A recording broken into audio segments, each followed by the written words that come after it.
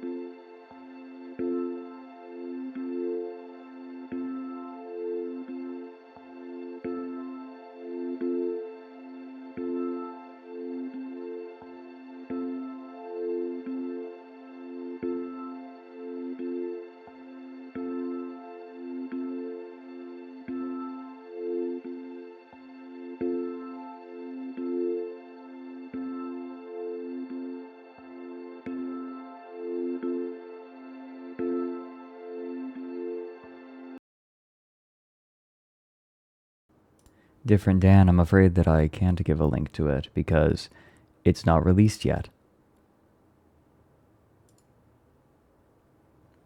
But that is a track from Ryan's upcoming lo-fi album. I'm gonna level with you guys. When that thing releases, he very well may end up just dominating the lo-fi scene because he's just so good. It's a person with a full music like composition education coming in and doing lo-fi and just going hard. Bless Ryan. But yeah, he's still making them, so the album is forthcoming. You'll all have to wait a little bit longer though. I will ask him if I can continue to give sneak previews like I've been doing for the new tracks, but I'm afraid that I cannot link it because it's not out yet. That was the first that most of the world has heard that song. You are all some of the first to hear it.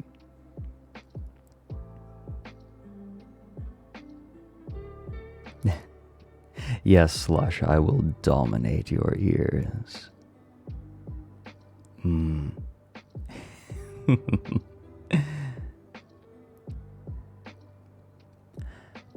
I did mention that I might do King of the Castle today, but I didn't take the time to set it up this weekend. I mostly spent this weekend trying not to go crazy, and then Monday working, obviously. Although some bullshit came up Monday, and I didn't get to work as much as I wanted. So today is the work day. Get out of your eardrums, you say?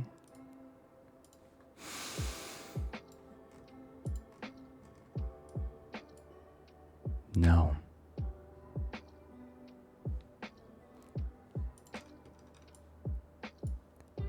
Sorry.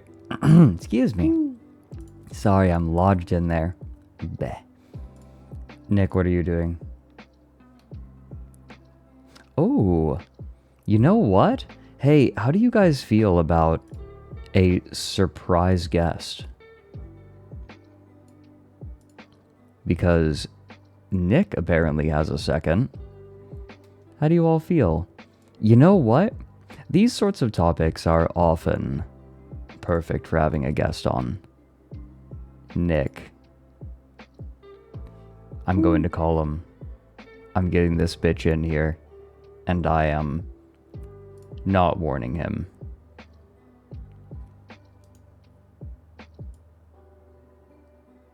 Surprise, bitch.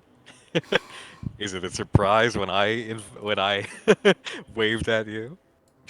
I was like, oh, hey, an arrival. Perfect, because this sort of topic really is perfect for a guest. Maybe I should have, I was thinking this morning, maybe I should have saved this topic for a guest, and then, oh, what providence that you should arrive. Oh, what providence indeed.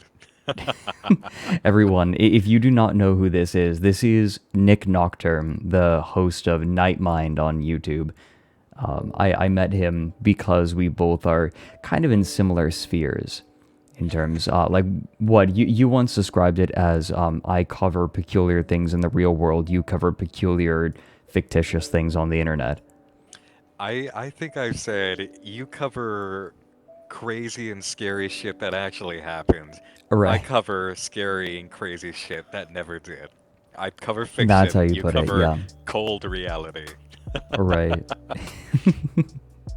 How are the levels, by the way? I have Nick turned up a little bit, but do I have it just right? Trying to get it just. My apologies, because my XLR setup hates Discord, or Discord hates my XLR. So I am on the poor man's headset here.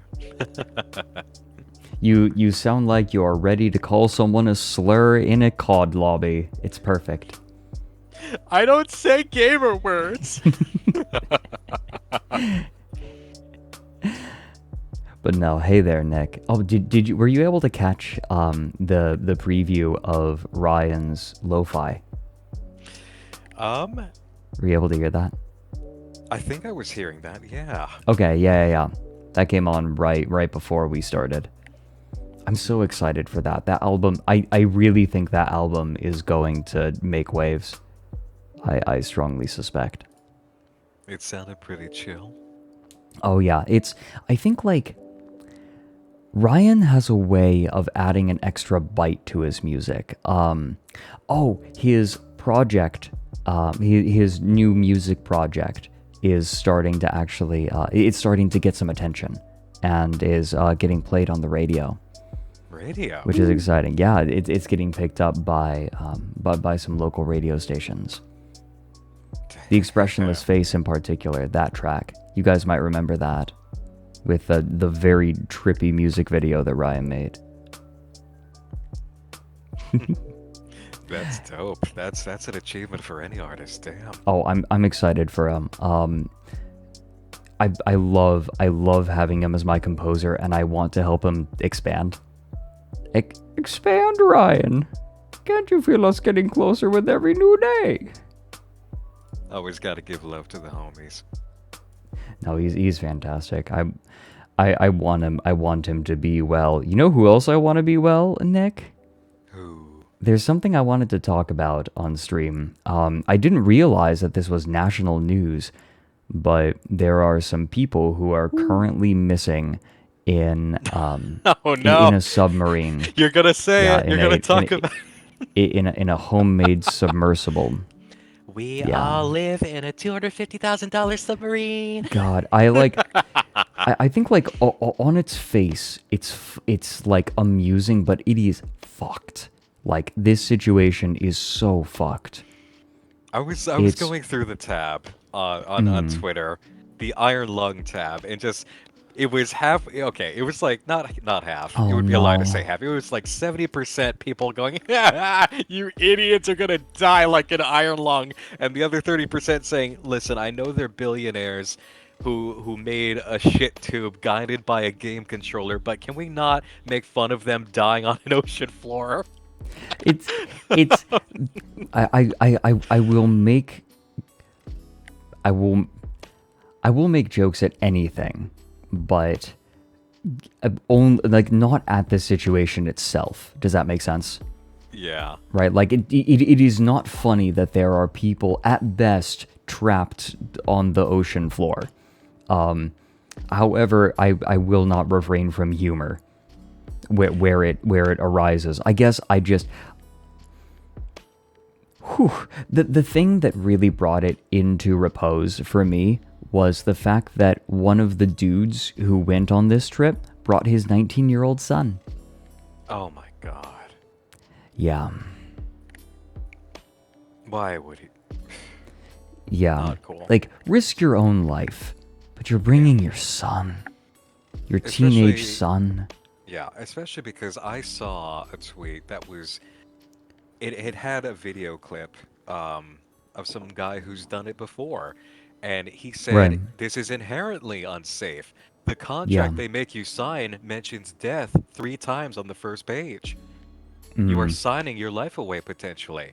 So for somebody to There's take his kid is just Yeah, there's a clip, and there are a few things that I want to note about it because I do have some background in the marine sciences, even if I didn't become a marine scientist myself.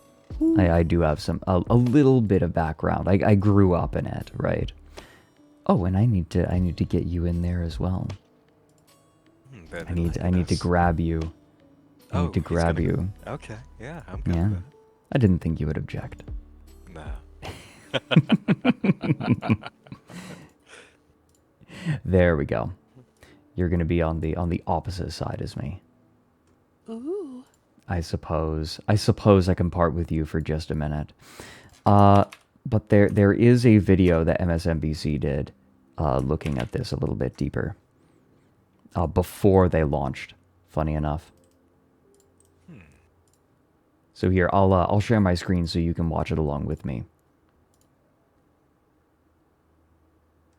Is my voice okay? I've noticed that my voice has been tired after streaming, and I'm finding ways to take better care of it. You sound a little bit tired, but it's A absolutely little not tired? unpleasant. I'm not Just, tired. I'm just not a wee tired. bit. I'm just trying to be gentle with my voice right now. Yeah, squish that cat. Yep, All you have to that's do right, is folks. squish that cat. It's a Fredneck stream. Go ahead, make the hashtag now. Do it. Hmm. Oh, We oh, call this one I see, Fredneck. mate. Oh my god. Check the tab on fanfiction.net. Okay, I wanted to watch this. I haven't watched this whole thing yet. So we'll watch it all the way through and then I want to like go back over it. Service. Okay, a minute long. An That's experimental perfect for me to get this submersible done. vessel that has not been approved or certified by any regulatory body and could result in physical injury, disability, emotional trauma, or death. Where do I sign? Oh, take your shoes off. That's customary. Okay. Wow. Inside.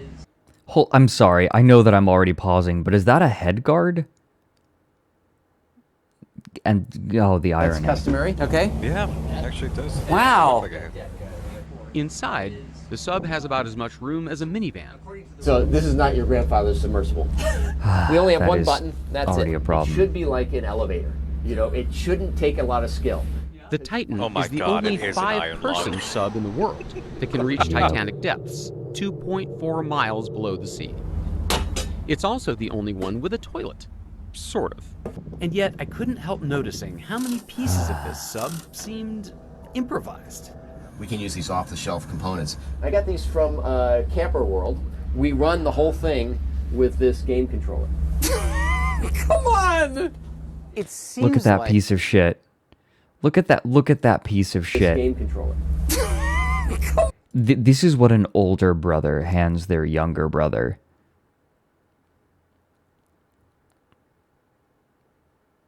Christ. I think they just wanted the Bluetooth controller on it. I like how the joist the sticks on this have cold nips. Oh no, I was thinking The cold nips I was mod. thinking the exact same thing. This sort of mod is pretty normal I've seen. Can someone explain to me why every single time I see a controller for a quadcopter, it looks like absolute shit to use? Like it looks like that they forgot everything that we learned about gamepad design and went back to the Atari 2600. There is a non-zero chance that this thing sunk to the floor because this broke. Yeah, that's exactly someone- what I'm thinking. Is I that, I actually I don't think that that's it. So I remember I saw this early in the morning, right? Like Vex sent this to me. Bless Vex. But the red flags started occurring when I saw You when are the- stupid. Yes, I know. That's insulting, but it's also the truth. I forgot to give you my sound alerts. Someone just played the "You Are Stupid" clip. oh, is it the Dexter from Dexter's Lab? You are stupid. No, it's the gaming in the Clinton years. You are stupid. Yes, I know. That's insulting, but it's also the truth.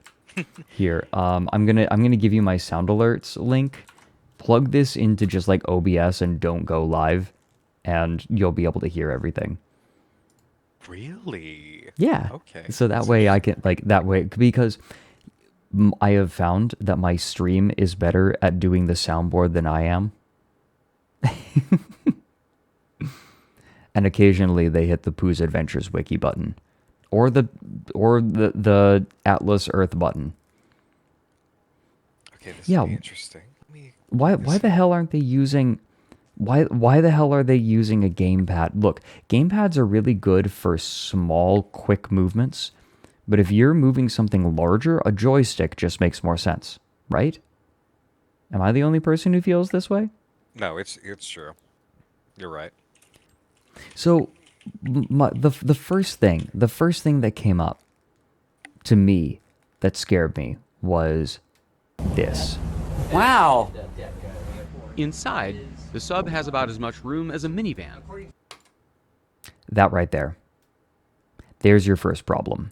Hold on, I've got a mental image that came up uh, as soon as you said that. Let me just see if I can grab it real quick.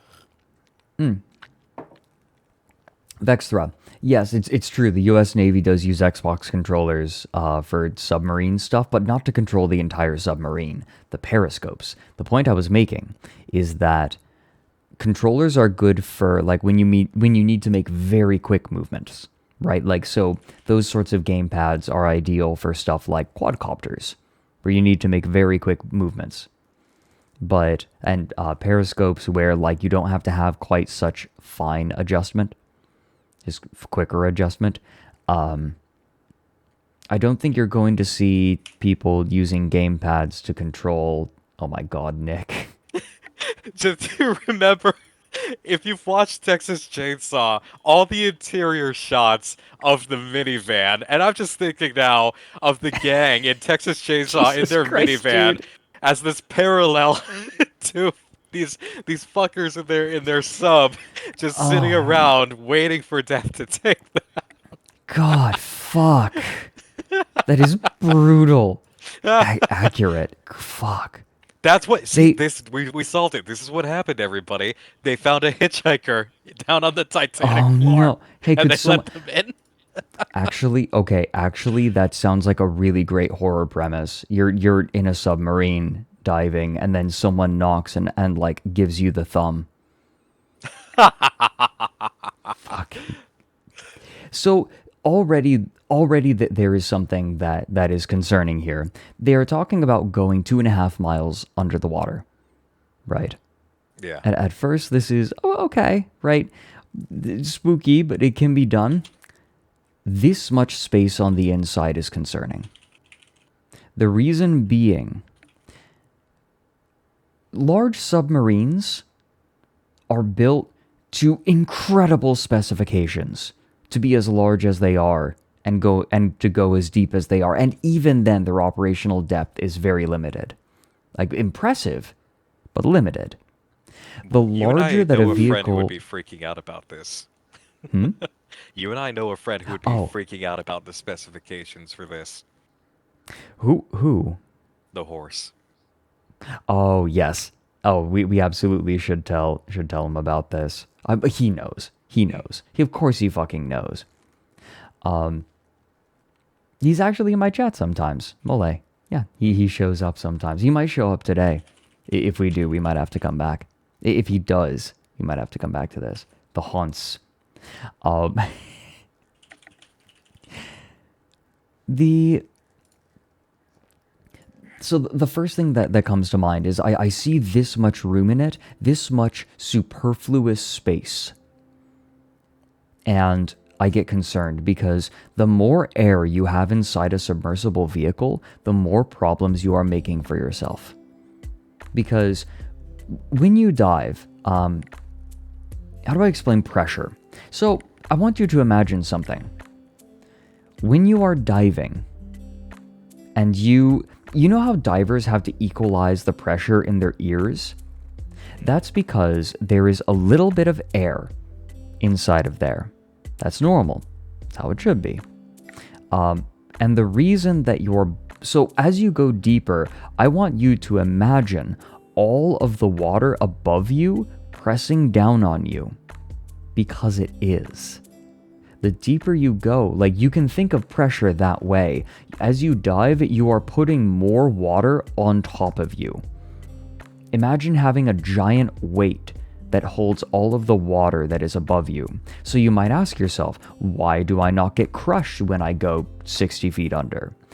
It's because the water pressure is pressing in at all parts of your body at the same time. And because your body is mostly water, you do not get crushed, right? Like you're already water. So you can handle the pressure decently. And of course, once you get deep enough, then the pressure starts causing problems, right? Like you don't want to go too deep. Like a mile is going to be too much. Then the pressure starts creating problems. Now, the problem that you run into in a submarine is a similar problem that you have in your ears. You can equalize the pressure in your ears by just pressing more air into them as you go. And that equalizes the pressure and it gets rid of any pain and damage. The problem with a submarine like this, it's not realistic to equalize that pressure, especially when you're going so many miles down. And that means that the pressure isn't going to be handled by equalizing it. The pressure is going to be borne entirely by the hull of the ship. So the deeper you go, the more that air is pressing out. And the more that the more this thing is going to try to rip itself apart. So the way that you manage that is by adding as little air as possible. That is why oftentimes you see things shaped like bathyspheres, right? Like you have bathyspheres. They are spheres because it helps to equalize the outward pressure a little bit, so it's even. And there are obviously advantages to having a tube style like you have here, but it's gotta be sound. It has to be structurally sound. Now, I am perfectly willing to believe that this thing has gone 2.5 miles under and been fine. Here's the other problem. Temperature. Diving in cold water is very, very different from diving in warmer water. And when I'm talking cold water, I'm talking Arctic water. Like the metal on this thing is going to shrink. And that means you are going to get more points of failure. I strongly suspect that he did not prepare properly for the cold water. Fred, don't shame the submarine's size. It happens to everyone in cold water. Oh my god.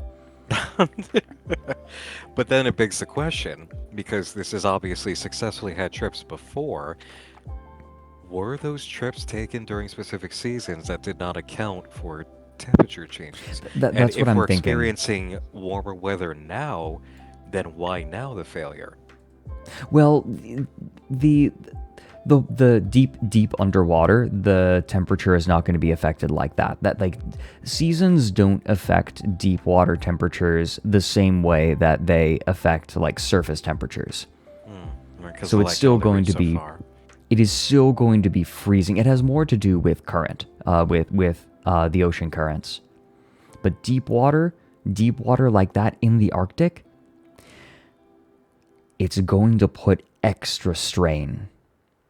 Oh, right. Yeah, because of where the Titanic sink actually is. Right, exactly. So, like, I believe, they dive out just off the coast in the Pacific Ocean. Yeah, sure, it would be fine. Like, I'll bet it would be fine. But this is not just off the Pacific coast. This isn't just off the Atlantic coast. The Atlantic coast is a little warmer. This is in the Arctic. This is a different beast entirely. Right, Mom. My mom is pointing out, if they dropped the weights and surfaced, do you think they had weights? Or do you think that they even had a mechanism to drop the weights? Because usually with this kind of thing, you have weights on them. You think that they had a mechanism to drop the weights, Mom? So they did have weights, but could they drop them? No shot they had a mechanism. Info says they do. Okay. So one possibility is they drop the weights surfaced and then it but it's bolted from the outside so they can't get out. That is possible. So they're lost out on the open ocean. I can't believe that the best case scenario is that they're lost out on the open ocean. Hi, Fred's mom. I'm a huge fan of your work. You motherfucker.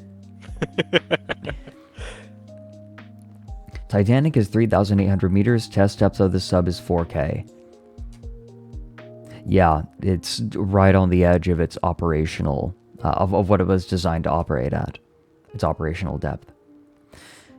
Oof, yes, my mom knows that that I am called Fat Nuts Fred. Cassifel has something. I actually had What's a up? friend to inform me on this. The weights were designed to be dropped after a specific amount of time. The locks on it were meant to dissolve and release the weight over time. Interesting. I guess if I had to make a guess, this thing has very few redundant features. The thing about dangerous trips like this is that you have to have a lot of redundant features for when something goes wrong. A redundant feature just being a backup. I somehow doubt that this fucking cyanide pill has a lot of redundant features. Yeah. Like the only kind of person in the position of the people who bankrolled and operate this that I would actually trust is James Cameron. Because Right. he put so You're very right. much into it and so much more money and expertise and it has it all on film of his dives that it's like, okay, James Cameron earned it. Would I trust the journey under the ocean with James Cameron? I'd still be scared. It's not the Nervous. Navy, but you know what? Right. Yeah, I think he and I would survive. But Right, yeah. this, no. Right. It's the point is this kind of thing is hard. Very hard. And they're worried about having a shitter, right? Like what it looks like they have an entire room for it. No, okay, maybe it's just a little box. I think that this was supposed to almost be like a luxury cruise.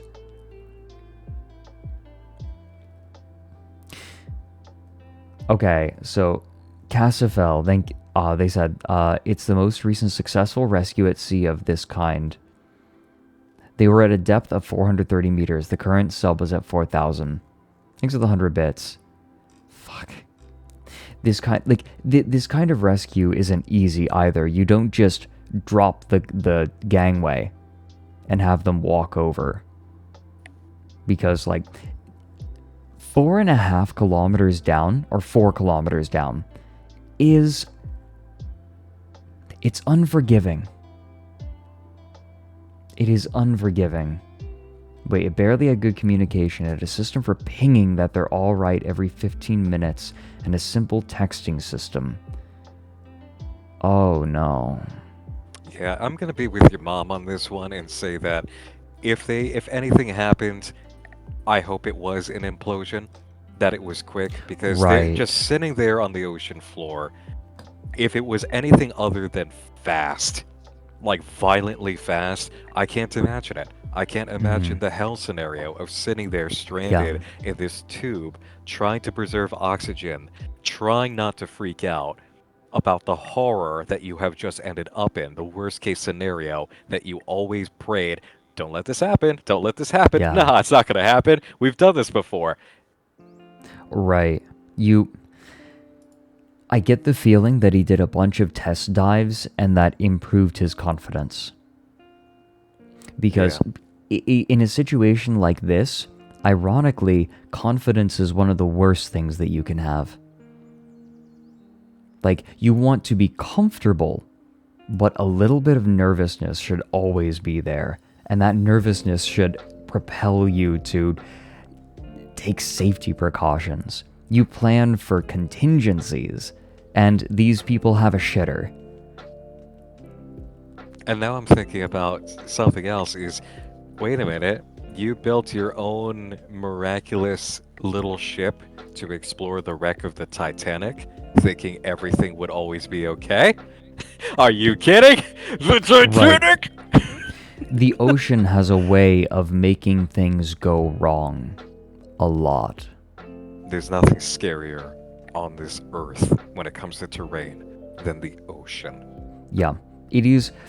I used to go scuba diving. I want to go scuba diving again. I miss it, but I remember being down like I don't know, not even that deep, 60 feet. I look around, and I realize I'm not supposed to be here. I am so profoundly not supposed to be here. Maybe if I were to, like, train my body, I could dive down for, like, 30 seconds. Max. But, Even like... when you get into a pool, you go into the deep end of a pool, you swim down, you manage to touch the drain, you roll over, you know you've got the breath, you look up, and yet you still feel it. That little bit of pressure all around you, just to know, Yeah. wow, I only went down this far, and I already feel the weight of where I am. Yeah. This is... Like, my point is, I cannot stress enough how hostile the ocean is. The only place that is more hostile to humans than the deep ocean is space. Yeah. That is the only place more hostile. Like, that's... This is preposterous. Like, on a previous run, the sub got lost for 2.5 hours, and on this trip, they also apparently relied on Starlink for navigation. Oh, no. No, don't rely on it. Oh, no. Yeah, Mom, I went diving with Mom, with my family, and there was a tiger shark hanging out. They're pretty chill. Like, those tiger sharks are pretty chill, but they're tiger sharks. They say hello with their teeth. Yeah, not about that idea. Although on that trip, I did have a wonderful experience diving with manta rays. What they would do, so what they would do is they would take these big can lights, put them on the ground, like on the floor, only like 15 feet deep, right? Like not deep enough that you need to do a safe, that you need to decompress, that you need to do a safety stop or anything. You grab a rock, you sit on the bottom, and you watch as the manta rays come through to slurp up the plankton drawn to the lights. It's awesome. They're doing backflips through the clouds of plankton and going right over us, and they're so cute. Okay, They're so hold the phone. Okay. Because Salted Caracal Muda said they also shut down the internet the last time something happened.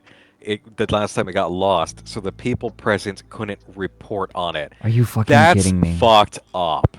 Oh no. Yeah, more concerned with their image and their safety. Psychotic. Oh, Mom, wait a minute. No. You're talking about the dive that I wasn't there for, right? No. You're talking about the other one.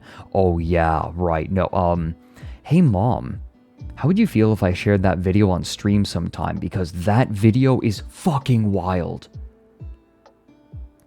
Of like, no, I know what you're talking about. You're talking about the shark dives, the specifically shark dives. I thought you were talking about the dives in Hawaii. No, because that was like I came up just a little bit too early to see that shark. First, I was talking about Hawaii.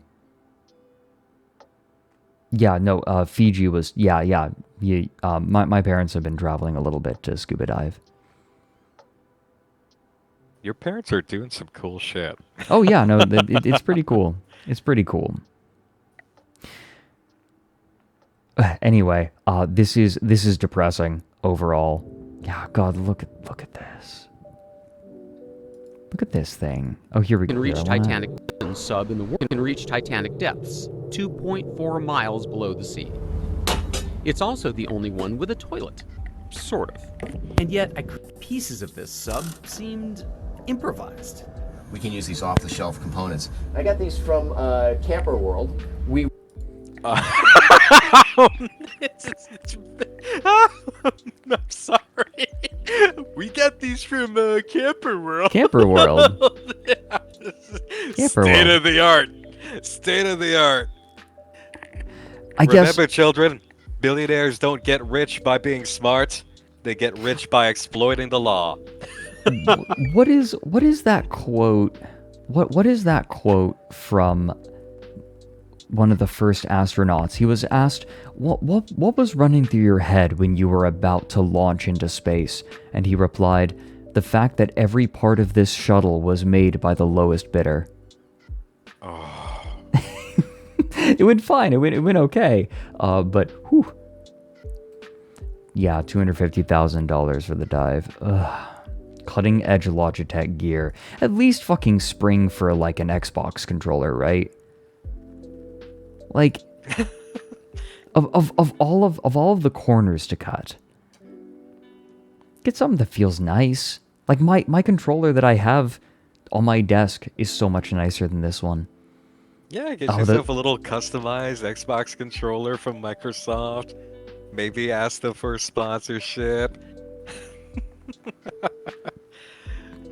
I'm going to scream. Logitech is military grade, which is definitely the best you can get. Yay! Oh my god.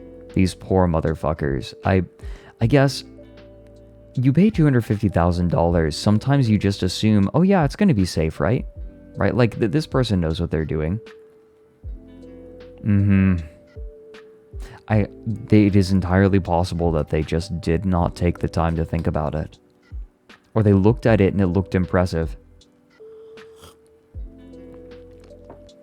Yeah, Mom, if only, like, you know what would have made this so much more survivable? Just a distress beacon. Like, literally what you can do is you release a distress beacon, and then, like, it's still attached to the sub. I guess that would be, 4 miles of cable, though. Which, as we have seen very clearly on the screen, they are not going to spend the money on. Oh, what Giga Gray just said. I want to dismiss this as just, haha, bad things happening to billionaires. But there were also 2 crew members, one of which was a leader in researching Titanic history. Ugh. And then, of course, a dude's 19-year-old kid. Yeah. Fuck. There's a reason that you have, like, 1 or 2 people going this deep, ever. You don't have, like, a bunch of people. Like, because these things need to be small. The larger it is, the more things can go wrong. The more difficult it is for this thing to maintain its structural integrity. Are they still alive? We don't know. We don't know for certain. It's not likely. Yeah. Quite frankly. Just thinking about it, I really am of just 2 positions on it. It's just there. It was lost because there was just one of those, something let go, the pressure crush was instant, the death was instant. Yeah. And we'll find the wreckage after. Yeah. You lose consciousness immediately at that kind of pressure. Yeah, or the maximum amount of time they spent was just as short as it could be, and we just don't have word yet on how the rescue was successful, which is not what it seems like here. I hate to say, God, I'm thinking it was death and it was very quick, and I hope it was very quick, but just the thought of any human being sitting there in that scenario, that is the kind of mind-breaker shit that you write fiction about, because you can't fathom doing it in reality. To stretch your empathy there, because it's a bridge too far. Yeah. Although, Nick, it looks like they did upgrade the toilets between, like, this clip and actually going down to the Titanic. Here. What the fuck? Oh, wait. Goddamn it. I muted the tab. Gaming is my passion. Lamborghini is what I crap in. Yep. I can get 20 kills in 60 seconds if I rush. My toilet takes 20 turds in 60 seconds when I flush. I don't want us to evolve to this point. I don't want us to get here, okay? Can we not do this as a society? I know we're headed for toilets. Expect the unexpected. It is unexpected. Look, I know we're headed to cyberpunk idiocracy, but can we not do this? Can we just not do this one? So this is, by the way, in case you were wondering, these are AI-generated Lamborghini toilets. Mm-hmm. In case you were wondering. I could tell that a lot of this here was just purely faked, just from his Oh, animations. Yeah. Oh, no, like, I mean, what, did the person just not having a leg tip you off? Yeah. Look at this design. Who knows, like, maybe he's an amputee. I don't think so, though. Like, his leg becomes the toilet. Lamborghini gaming toilets. Oh, good. Vex found the controller. Yeah, it's a Logitech F710 wireless gamepad. 2.4 gigahertz wireless. Oh, they didn't even spring for a 5G wireless connection. Come on. My router has that. Do controllers just not have 5G connections? Fred, that's a feature you become... Yeah, don't use wireless controllers. Look, I have a fucking cord snaking across my floor because I hate wireless internet that much. Yeah. I set it up across my walls. I got round staples to install it because I refuse to try wireless internet for at least the PC. It's just like, why? Why? Right. When you need to rely on something, put in the damn wire. 2.4 is a farther reach, but it can't transmit as much data as quickly. You lose connection a lot more. And yeah, I don't understand why it needs to be wireless. Like, did this dude want to be able to lie back? Did he want to throw his legs over his head so he can suck his own dick while he pilots the sub? Not that there's anything wrong with doing that, just you probably shouldn't be doing that while you're piloting a sub. That activated Demi can confirm. Yeah, no, I know you're saying that to the wirelessness. They lost the controller. Imagine if they, like, one of them sat on the controller. It's like, well, GG. Murdered at the bottom of the ocean. Jeez. God. Anyways. Batteries died? Yeah. Oh my god. Oh, imagine if that was the case, though. I forgot to replace the double A's. I didn't bring spare batteries! Fuck! Oh my god. Emmy says, wireless is good due to the fact that you might stumble on them and you fall on the floor and everything breaks. You're sitting down. You're not walking around this. You're squatting. Gamer moment. Throw the controller. Exactly, Iron Father. There's no glass. There's no glass on this. I can't believe they fucking used an off-brand controller for this shit. Also, thanks to the... Oh, I want to thank subs too. Thanks for the 100 bits, Muda. And for the 22 months, Saris. It's crazy to think I've been doing this long. Damn. Oni T, thanks for the 9 months. If my subscription was a baby, today would be its birthday. Yes. Congratulations on being born. Enjoy your placenta. They grow up so fast. Noodle Lords, thanks for the 17 months. Pepper Mage for the 14. God damn. Fidox at the 13. Radical Baphomet for the 20 months. For 20 years. God damn. Protector of Jam, thanks for the 20 months. Speaking of fuck, I'm on my knees begging you to look into Etsy spellcasters. Oh yes, I know about this. Specifically, Ono, Ross, and Carey did some of this. Have you heard of Ono, Ross, and Carey, Nick? Nope. Oh, you would love them. Their whole shtick is that they join cults and pseudoscience shit, and they like what when their tagline is, when they make the claims, we show up so that you don't have to. Interesting. It is extremely amusing. Yeah, Ono Ross and Carey on rack for short is very good.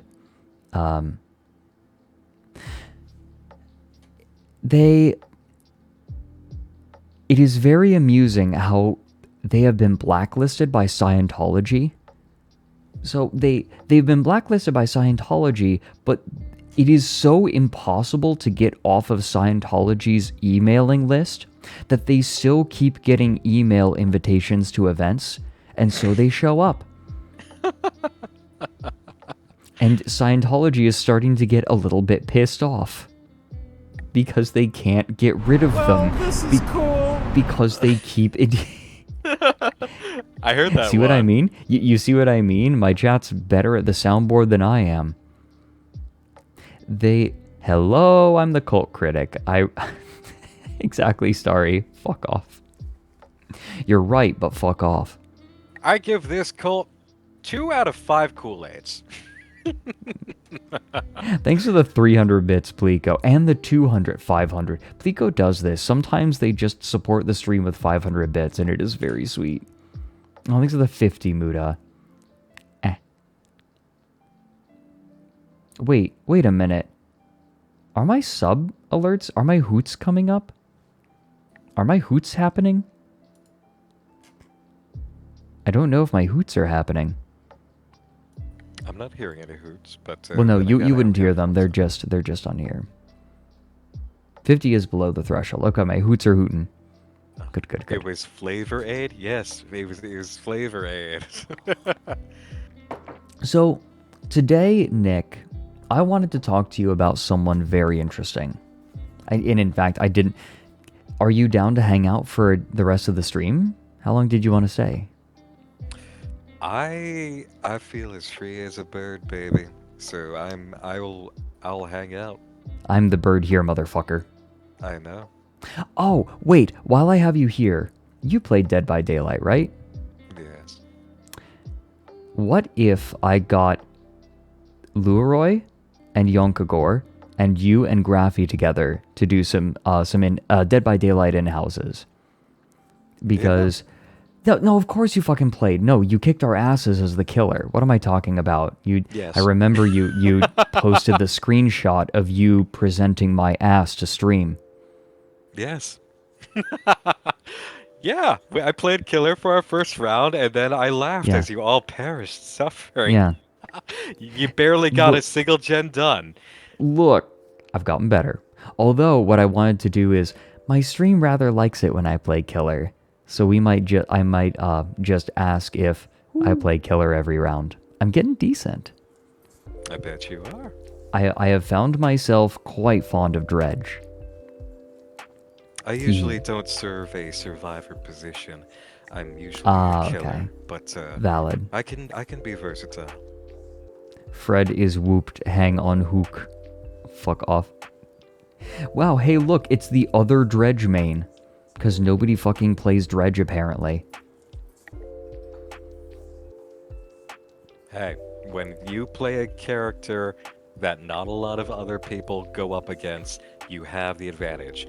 You know what's amazing about all these killers now? If I step into the game and I feel like I'm gonna have a series of streams where it's like, okay, kids, let me teach you how to prestige your way to Trapper and have a whole lot of blood on your hands doing it, I'll succeed.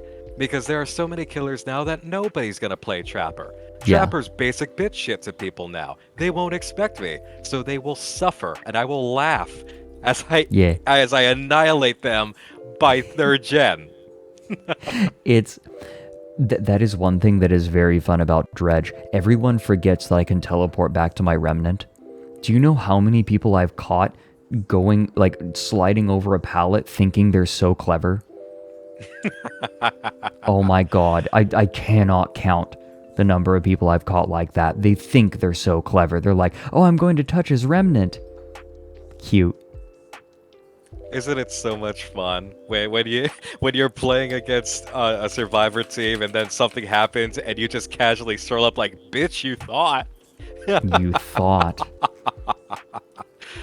It is so much fun. Also, I think that Dredge is one of those characters that properly has a scare factor to him, because someone is just running along and suddenly you pop out of a locker. Peekaboo. And you jump scare. Yeah, peekaboo. Now, today I wanted to talk about a very interesting figure that you might be interested in. I'm curious to hear what you think. Her name is Ramana Didalo. Ramana Didalo is also alternately known as the QAnon Queen of Canada. Oh no. Now, Nick, how much do you know about QAnon? I mean, too much for my own sanity. So, for those who don't know, there is a trend. There is kind of a fad. It's not a fad. It's just something that people do. People like to go onto 4chan and LARP and pretend to be people. Oftentimes, they like to pretend to be people with insider clearance, like top level clearance, and that they're leaking secrets. And it's almost all bullshit, right? They're just called. You think people would do that? Just go on the internet and tell lies? Thanks, Buster. So, this is very common, right? Like, people just go onto 4chan and pretend to be, people with clearance. They are typically given names that with the suffix anon. So, right, let's suppose that someone is pretending to be like an ocean explorer. They're ocean anon, right? Just that is the naming scheme. I'm sure that other people can think of other ones. I made it up. I made it all up. I make stuff up all the time. Yeah, and as far as 4chan naming titles go, for everybody, ops are chads, anons are virgins. Yes. Lunar, thanks for the 10 months. Squirrel, thanks for the 2. I never had a Chan period. I never was a poster, so like I'm very much on the outside. Period. No. Oh no. Oh No. Jesus. Well, we're really about to have a case of the angel and the devil here, aren't we? I know too much. I know too much. Which is amazing. It's funny because I'm the person who has made videos about things that are very 4chan. I guess some ARGs are 4chan adjacent or use 4chan. But I just never had any interest. Othelina asked Nick, were you ever a chanter? I've been a cockhead. I've been an X-File. I've been around. I mean, the X board gave us SCP. The X board has given us a few things. I've had people recommend things that have come from X. And honest to God, the few times in early years of Night Minds that I've strolled through to take a look at shit, I have at random moments seen my name pop up. That just, pardon my 4chan, but don't bring that furry fag in here. And I'm just like, thanks, guys. But it's just, that's the culture, is anything that is mainstream, anything that's YouTube based or anything outside of 4chan, it's like, shut the fuck up with you bringing up somebody's name. It's like, we don't want their kind here. Why? So they can turn our shit into things on the outside. They hate outsiders, right, which is hilarious for a completely open access community.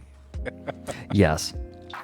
They like the purity. They go there because they feel like they're on the outside. I think that they oftentimes, the people that stay there have a resentment for the rest of the world because they feel rejected by it.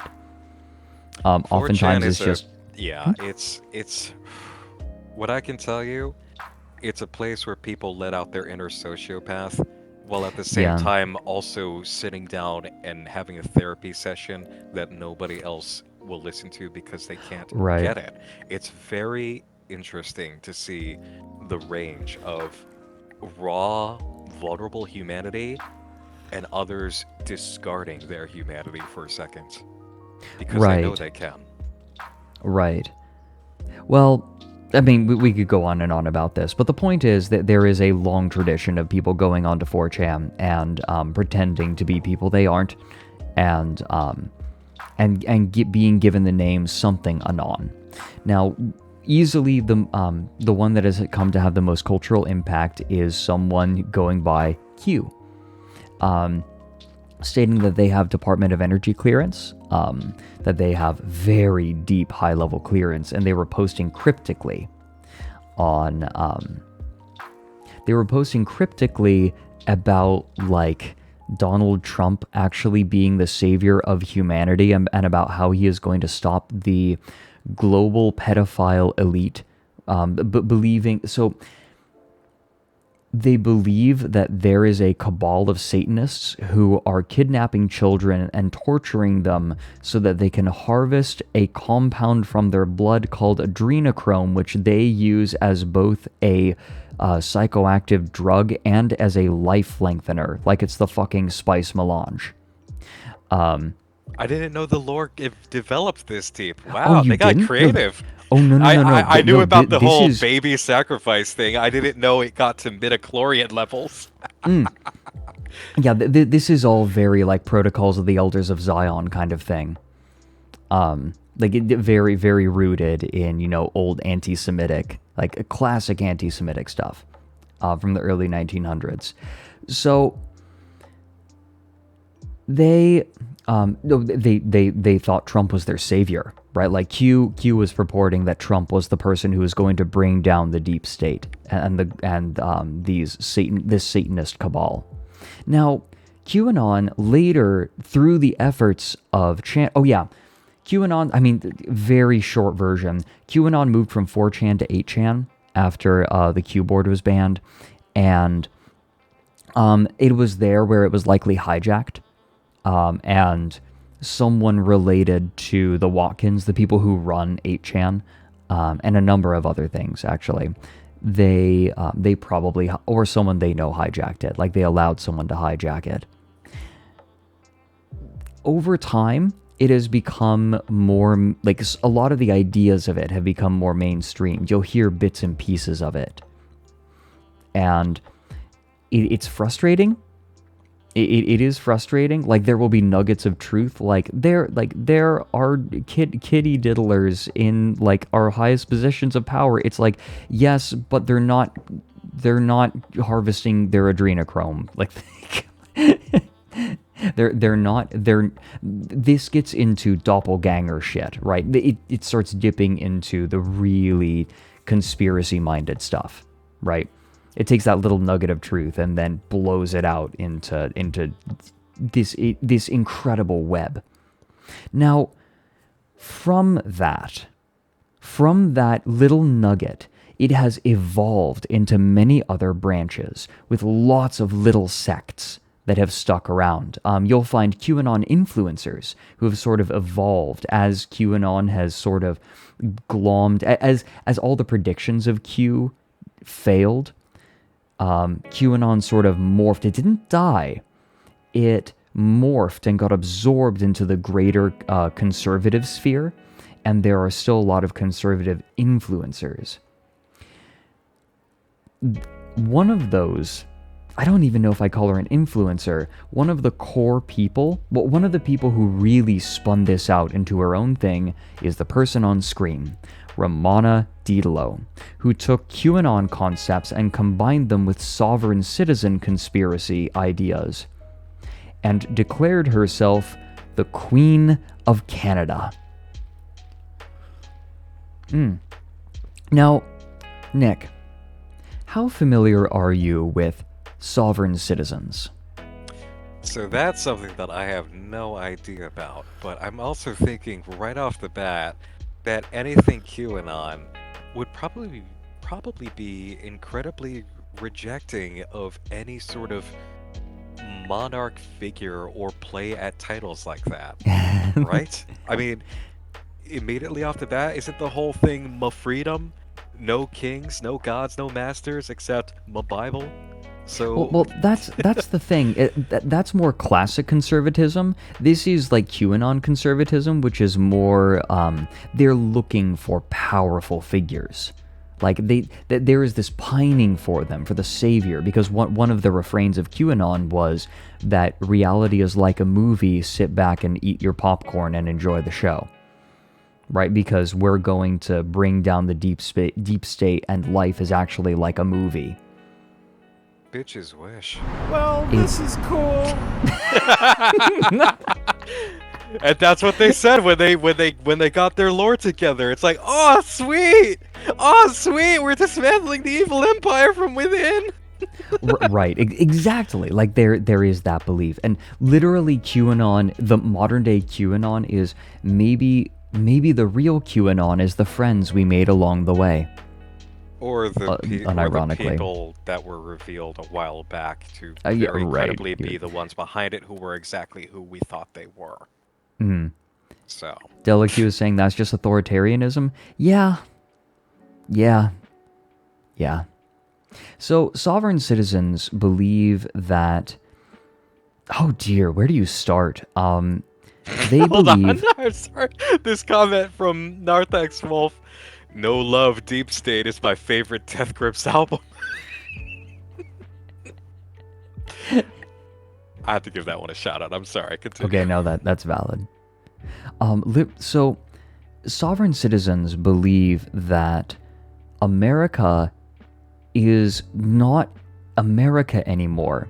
That it through some very peculiar, like, legal technicalities that they have sort of made up. Like, they sort of just made up rules. And then they stated that the American government is not legitimate, and that any election is not legitimate, and that eventually the people who are currently have taken over America will be deposed legally. When you think of sovereign citizen, the most flashy, the thing that people think about when they think of sovereign citizens is the person who gets pulled over for speeding and then just like refuses to cooperate because they are a sovereign body. They as an individual are their own nation. Right, Reverend Joe is pointing out. I made it all up. I make stuff up all the time. Except yes, Reverend Joe says it and is correct. It's based on a severe misunderstanding of nautical law. It is very tied into nautical law. Basically, think of it as like a Star Trek nerd digging into an obscure non-canon book about like Klingons to talk about how they impregnate each other by like rubbing the ridges on their head, and it's like, what are you talking about? Right? Like, why are you so obsessed with this? And like, this actually means that the Klingons should be in charge of the Federation. It is this kind of like warped, weird nonsense. I'm not driving, I'm traveling. Right. Because they state that the government is not legitimate and therefore they are under nautical law. They point to the gold fringes on American flags, saying that is not the American flag, that is the flag of the Corporation of America or something. I think that's what it is. I'm probably getting it wrong because, Nick, this is so convoluted and head-ass, I don't even fucking know where to start. I've heard about the thing when it comes to being pulled over and then claiming you're some kind of citizen of the world and the laws around you have no jurisdiction. Right. Because they're made up, and it's like, yes, that's what we do. We make up laws and then we agree on them as societies, which you are a part of. Right. It is so fucking warped. Like, if you really want to melt your brain, the dude who is kind of at the center of the sovereign citizen movement has YouTube videos of like talks he's given. Like, there are uploads to YouTube of talks he's given that are fucking mind-melting and meandering And if you really want to lose some brain cells, you can go and watch that. Excuse me. So, Romana Didelot combined sovereign citizen ideas with QAnon and stated that she was the she was the Queen of Canada, and that she was going to take over again. Now, philosophically speaking, okay, interesting. Practically speaking, she started saying things. She has done a few things that have ruffled some feathers. One of them is probably the one that has had the most literal impact, is she has told people that they do not have to pay rent or their mortgages or their utilities because she is the queen. People have taken her advice, believing her. They have had their utilities shut off and they have been evicted. This is what happens when you let the most overenthusiastic person in the roleplay group introduce their OC. They just fuck the whole narrative. And everybody else's storyline crashes. No matter how based you think that this take is, they still got evicted. Yeah. That's real human damage. A broken clock can still be based twice a day. Fuck off. Fuck off.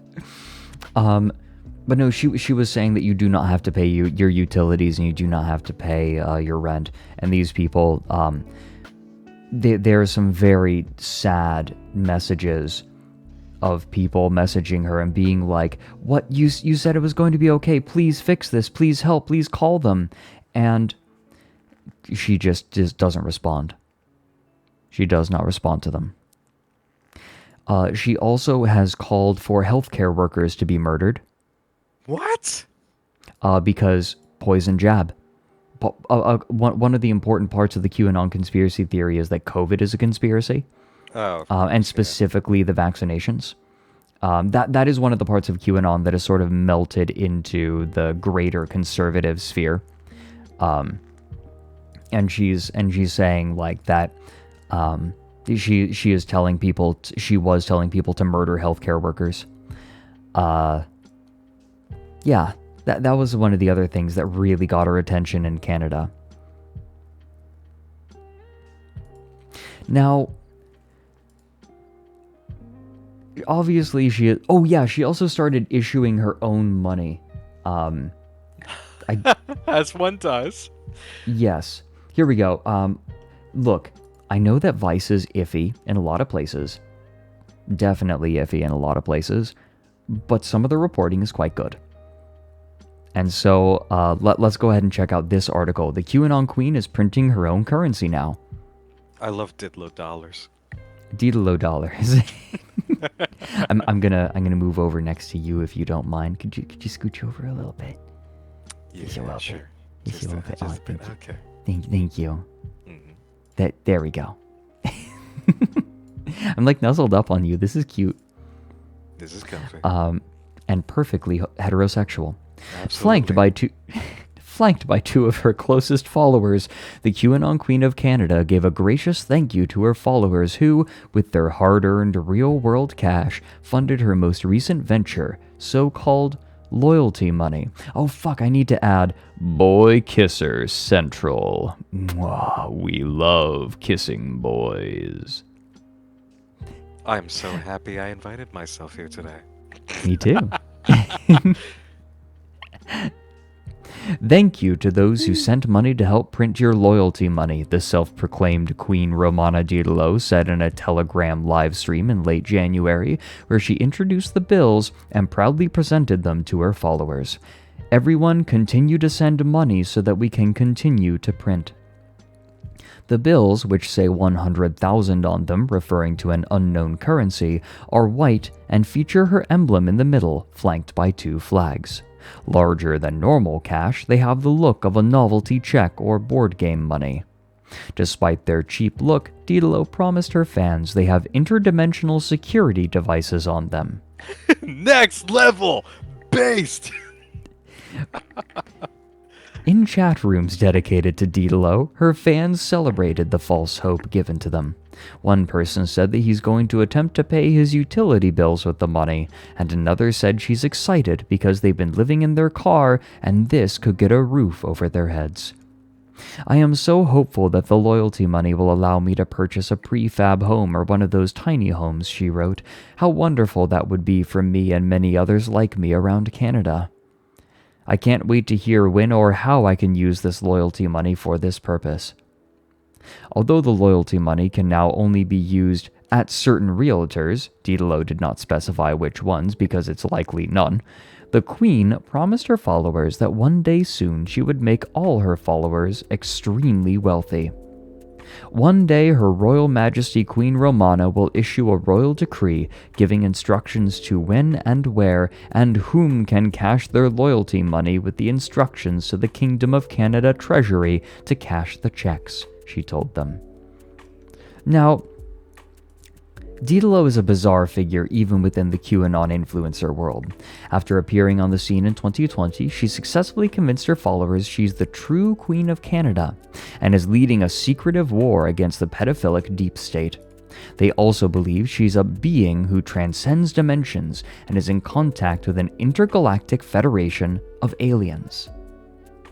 Those who follow Didolo often do her bidding to great personal detriment, too. Many have had their utilities cut off or gone into debt because the so-called Queen once decreed that electricity was free in Canada and everyone could stop paying their bills.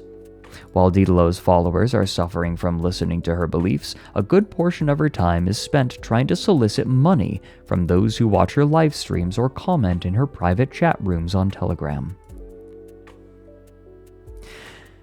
Now, there is something I've kind of danced around something that I maybe should have revealed earlier. Oh boy, here comes the stinger. This is a cult. I mean, obviously, but when I say this is a cult, I mean a proper cult. As in, there are about a dozen people around her who come to her and live in squalor as they travel in their RV. You have a figurehead, you have loyal followers, you have unquestionable claims that have no foundation in reality. Yeah. Oh, thanks to the 100 bits. Thanks to the 100 Didolo dollars, Lunar Moon Tea. This gives me the same vibe as Bison Bucks from the Street Fighters movie. Did I ever tell you about... It was... I think it's Kazam. The movie with this is cool. God, I'm telling you, my viewers are better at the soundboard than I am. Have you seen the movie Kazam starring Shaquille O'Neal? No. Okay, well, in this movie, Shaquille O'Neal plays as a genie in a lamp that grants wishes. I will never forget the moment where the big bad, the villain of the movie, steals the lantern and wishes for all of the money in the world. Shaquille O'Neal then responds that if he has all of the money in the world, then the money is meaningless, because if no one else has money, then money has no value. To which the villain replies that he will take all of the money and then give some of it back in that case. I was not expecting a lesson in basic economics from Shaquille O'Neal coming out of a lamp. Well, the rest of his career after basketball has been learning about economics. Come on. Okay, Have you true. ever drank Soda Shack, for True. instance?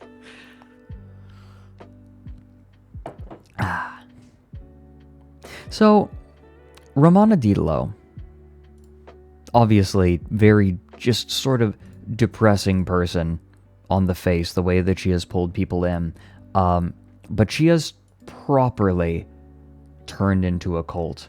Let me see if I can find... So, she declared herself the queen of the world, right? Like, it just keeps getting going bigger and bigger. Oh, good. She's now telling her followers to shoot migrants too. She's telling people to shoot migrants, to shoot healthcare workers. Oh, this is cute. I didn't know about this. This came out late last year. This is quite a title. They rented an RV to the QAnon queen who abandoned it and left it damaged and full of sardines. That last bit's my favorite detail.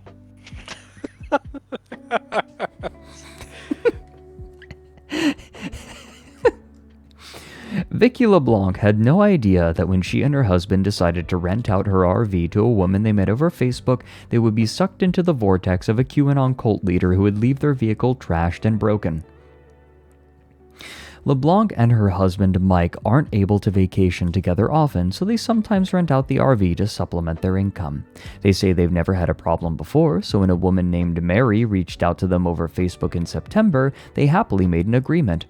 But it turned out Mary was a representative for Romana Didelot, the so-called QAnon Queen of Canada, who has been relentlessly touring Canada throughout 2022 with their closest followers and a collection of RVs. Honestly, if we knew who we were renting to, Vicky LeBlanc told Vice News with a quiet laugh, we never would have done it. We'll skip ahead, we'll because I don't want to just read the entire article. We got places to be. They just have a little summary. Here we go. For several weeks, one of those RVs belonged to the Manitoba-based LeBlancs, who told Vice News they never knew who Didelot was until after the RV was rented. At first, everything seemed normal until, as the renters were loading up the vehicle, another RV pulled up, this one with a large photo of a woman on the side with the words, Romana Didelot, Queen of Canada. I want to see if I can find a photo of this. Romana Didelot RV. Can we find this? There it is. Why does she feel like a Sacha Baron Cohen character come to life? She kind of actually does, though. Wow, that is accurate. Okay, here we go. Oh my god, you can't even deny it now looking at that shit. This is Sacha Baron Cohen's movie idea slipped into reality in the most harmful, real way. Mobile government. Mobile government. Meet and greet Her Majesty Queen Romana, Commander-in-Chief of the Kingdom of Canada. Holy shit. It's so tacky. Oh my god, wait a minute. This looks almost like the RV that my grandparents had. Like that my weird grandfather has. I don't know if he's... I know he got rid of it. Implies a clarity of purpose that I do not want to attribute to anyone involved. Fucking nailed it. Wow. I knew that would come in handy sometime. That was a good one you set up. This is just the occasion for it. that is from Sex House. Have you ever seen...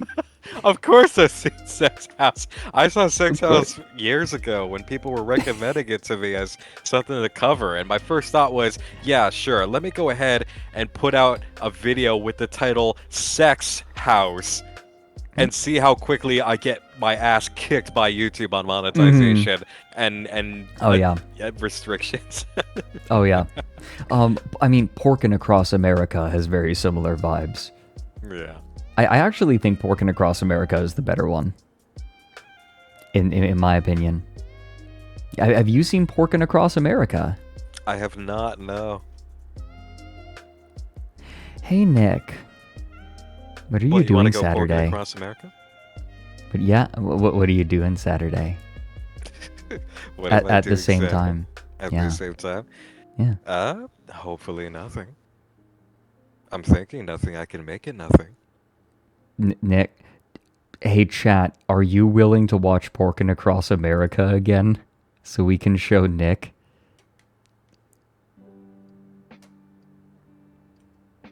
Yeah, porkin' again? You guys want to pork again?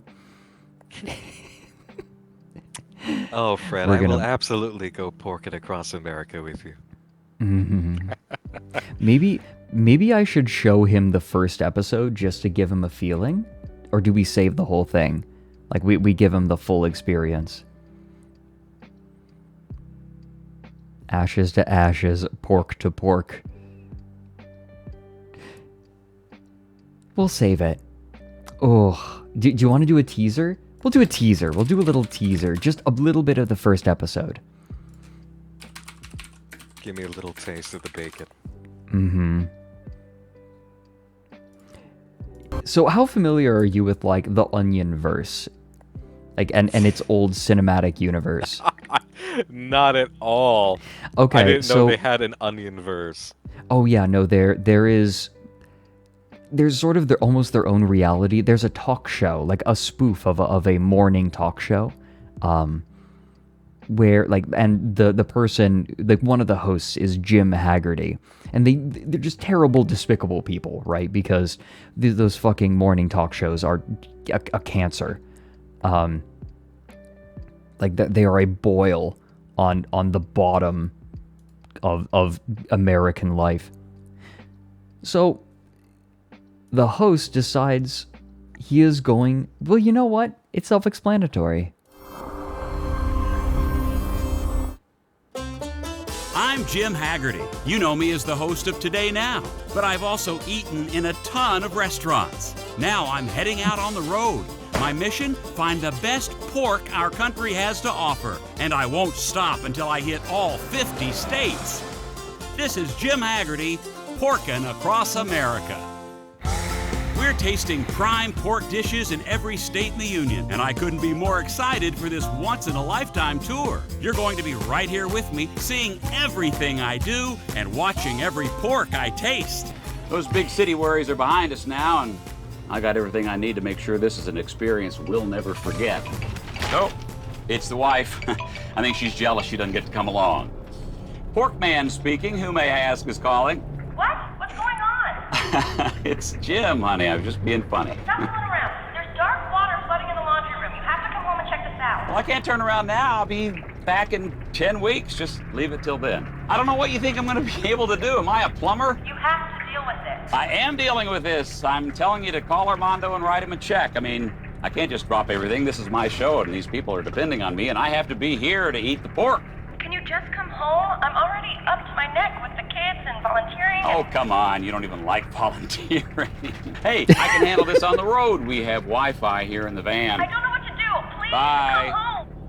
I'll take care of that later. In the meantime, let's set a course for pork.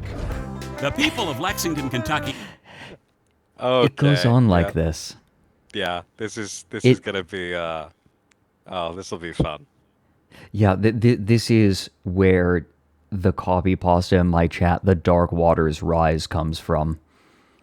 Specifically, when I was showing this to Mike, Hina would come into chat and start writing the Dark Waters Rise. Yeah, don't worry, it gets a lot worse. That's one of my favorite things. Is when it gets a lot escalates. worse. It really, like, that's the thing, is a lot of old Onion videos have that feeling of, they almost feel like ARGs. Like, here, let me, there's another one I'll show you a taste of. Hold on. Yeah, the Onion Future News. Oh, I've seen this. Oh, yeah. Yeah. It's incredible. We'll just show a little bit of it for chat to give them an idea of what the Onion does. A lot of networks report the news as it happens, but only one has the power to report the news before it happens. Through our state-of-the-art wormhole satellite, the Onion News Network Future Channel brings you exclusive news transmissions from the year 2137. Because to stay ahead in today's world, you need to know what's going to happen in Dark tomorrow's. Waters Rise.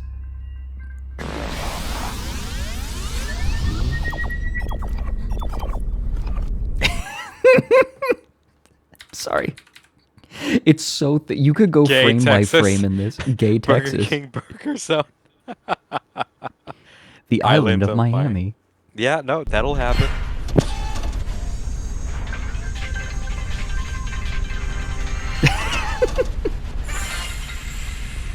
Well, announced today that construction on the Omega-12 particle accelerator, which will destroy all life on Earth and finally bring an end to humanity's suffering, is facing much delays. The Omega-12 is now 3 years behind schedule and like $800 trillion over budget. Today's holdup, which is being blamed on late helium shipments, will set the project back 6 months. At a news talk this morning, the program's boss ruler responded to criticalisms about the delay. Pushing back the death date is the only realistic way to make sure that when the machine is turned on, that we will all be atomized. Fuck, Death Day pushed back again. It is so unhinged, and I adore it. It's good to know that Zoomer attitude has carried on for over a century. You know, now that you say it, this actually feels like proto-Zoomer humor. Like Zoomer humor before it happened. Yeah. But I guess they're less random. I feel like Zoomer humor implies like even more randomness. Right? Like zero logic. Yeah, I've watched this. The Onion and Adult Swim, I think, have the same spirit animal. Oh, yes. God, this RV is incredible. Yeah, coming back to Romana Ditallo, I didn't know that she left an RV full of sardines. Why did they specify sardines? It's a great title, but... So Ditallo posted the family's phone numbers and contact information online to set her followers off on the family. So a payment dispute erupted in October, so the people renting the RV ended up in a payment dispute with Romana Ditallo, surprise, surprise. And then in response, Romana Ditallo doxed them. Mm-hmm. Cool. The LeBlancs responded by threatening to report the RV stolen if it wasn't returned. The couple says they weren't able to get help from the RCMP and were forced to just wait. Then suddenly, the LeBlancs got a text in early November informing them the RV had been dropped at a gas station some 200 kilometers from their Manitoba home. Oh no. Manitoba. Give it a second. It's going to happen, Nick. I'm willing to bet it's going to happen. Just give it a sec. Like, I'm anticipating. I'm like clenching. I don't know what's Is it going to happen? Is it going to happen? Are we safe? I want to have sex with the brown M&M. God damn it, not that. Okay. I'm Albert clenching. Okay, I think we're safe. The couple drove out. You'll have to work harder for $10. Fair. Spectral, fucking abusing their announcement powers. I'll have to show that to Nick at the end of this. One way or another, he's going to hear it. The couple drove out there, relieved that the dispute was over, but worried about what was waiting for them. When they pulled up to the gas station, LeBlanc said she could tell instantly something was wrong with the vehicle. Truthfully, I couldn't even drive behind it because it sat at such an unlevel angle on the road. It was just so frustrating I couldn't even watch it, said LeBlanc. I had to drive in front of the RV on the way home because I was like, I can't look at this for 2 hours. Christ. First of all, the RV wasn't sitting square to the ground, meaning that something had likely gone wrong in the suspension. Then the couple realized in the sparse message they received from the Queen's team they were never told where the keys were left and looked forever to find them and had to use a spare set. They would find the keys later taped underneath the RV after they returned home. They just left it in a mess. They didn't bother to clean out their food or the garbage or some of their supplies, LeBlanc said. The slide is completely damaged. It can't be opened or closed. There are issues with the suspension.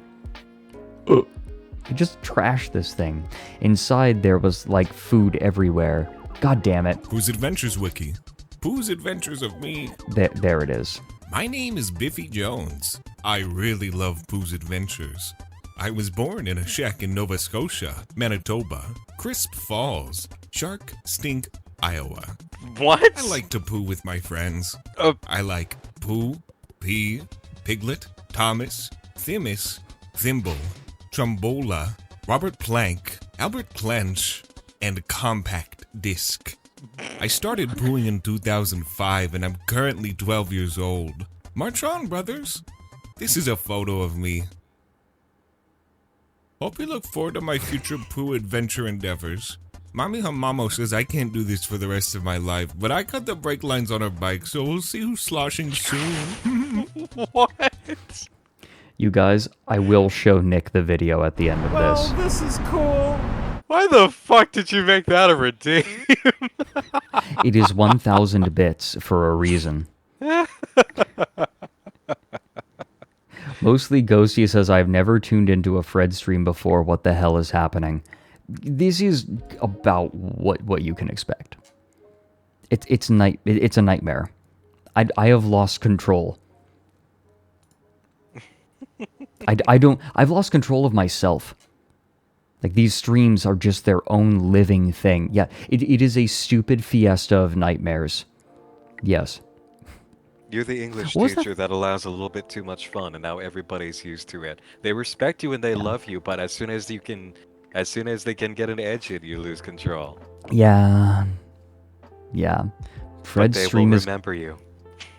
They will. Oh, yeah. Fred's stream is chaotic neutral embodied. Yes. I have given up control. It's like I let Jesus take the wheel, but some fucking nightmare creature took it instead. Right? Like, imagine giving yourself over to Christ and then something else fills that slot in. Okay, short story coming in 5, 4, 3, 2 years. Umlaut, thank you for the fresh sub. And hey, it looks like you get to visit the bonus bean room. Mike had a really good suggestion that instead of doing the bonus bean room for everyone, because I was doing it as an all or nothing thing, but I just do it for fresh subs now, for like new subs. That sounds like a good idea. Because whenever he gets a fresh sub now, he welcomes them in with Pastor Manning screaming "freak" over and over again. Oh dear, have you heard Pastor Manning? Pastor Manning. There's one pastor I know of, but I'm not sure it's a Manning. Okay, here we go. Pastor Manning's flaming cancerous butthole. Oh, this. I saw this when you were first making clips. Yeah. God's gonna put a cancer in the butthole. God's gonna put a cancer in the butthole of every sodomite. Every sodomite's butthole will get cancer in the butthole. You can't hear it, but I still have the lo-fi playing underneath his voice, and it's very soothing. It'll burn and burn and burn. They won't be able to sit down because of the burning in their butthole. He can't sit down. He's got a burning in his butthole. He's got a fire. He's got a flame coming out of his butthole. God's going to have a flame coming out of your butthole.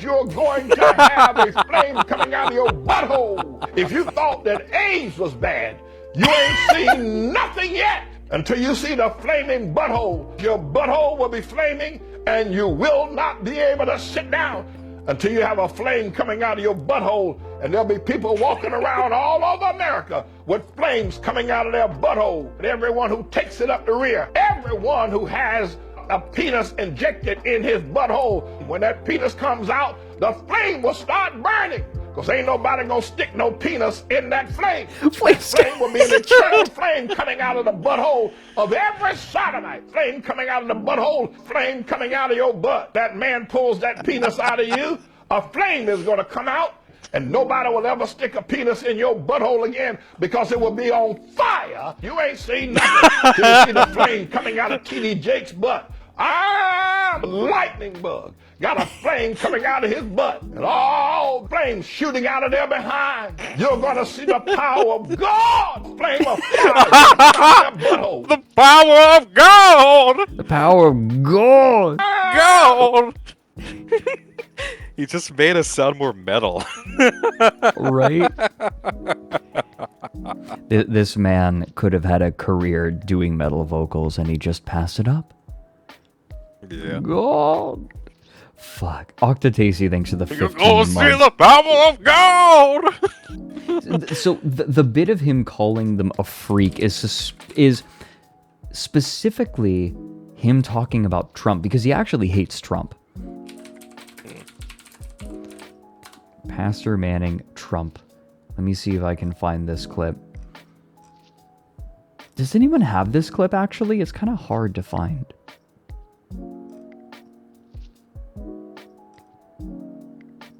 Where are they? Yeah, I rebuke your mama where the sun don't shine.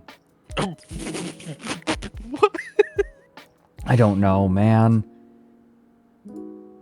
Donald Trump hatched in Queens, right. Somebody asked, Okay. wasn't this pastor discovered that he's closet gay? That wouldn't surprise me. So apparently he's a reformed homosexual. Apparently. Reformed, huh? Yeah. So is he still shooting flames in the porcelain? I don't know. I will not let that orange-haired orangutan, I will not let that coochie grabber, I will not let that scumbag, I will not let that liar, I will not let that psychopath, I will not let that Nazi Tribulation Trump speak ill against the members of this church or the members of any of the states and nations of Africa or Haiti or anybody else. A broken butthole is right twice a day. I rebuke you in the strongest terms. I rebuke you in the name of the Lord Jesus Christ. I rebuke your mama and I rebuke her where the sun don't shine. You ever raise your voice against the people that God has put under his care and under the power of his word. I rebuke your mama where the sun don't shine. I rebuke you and everything you stand for. I curse and bind you, you orange-haired orangutan, you low-life piece of dung yourself. You are worthy only for a major flush, along with no wiping, you piece of dung. Don't you ever, and those of you that agree with Tribulation Trump with respect to Haiti, you will not speak. And I'm calling on every Hamite, everyone with any Haitian or Hamite blood anywhere at any time to stand up and defend. Do not let this orange-haired freak, don't let this Nazi label the people of Haiti or the people of Africa or their progeny as dung. Don't do it. Orange-haired orangutan, the piece of trash, the piece of dung born of that wicked woman out there in Queens that hatched him from between her legs out there in Queens one day, because that's what happened. He wasn't born, he was hatched with feathers on him coming out of his mama's vagina, smelling like the landfill out in Staten Island is what his mama's vagina smelled like when that freak was born. That's why he's a coochie grabber. He keeps reaching back trying to grab his mama, grab her coochie as he was hatched out of her coochie. This orange-haired orangutan, this duck, that's what they call him. Holy shit! Feathers on him. Original content. She named him Donald because he's Donald Duck. That's what he is. And he's a coochie grabber because he kept trying to crawl back up in his mama's coochie. That's how come he's such a liar and a freak. You're listening to The Manning Report with your host, Freak.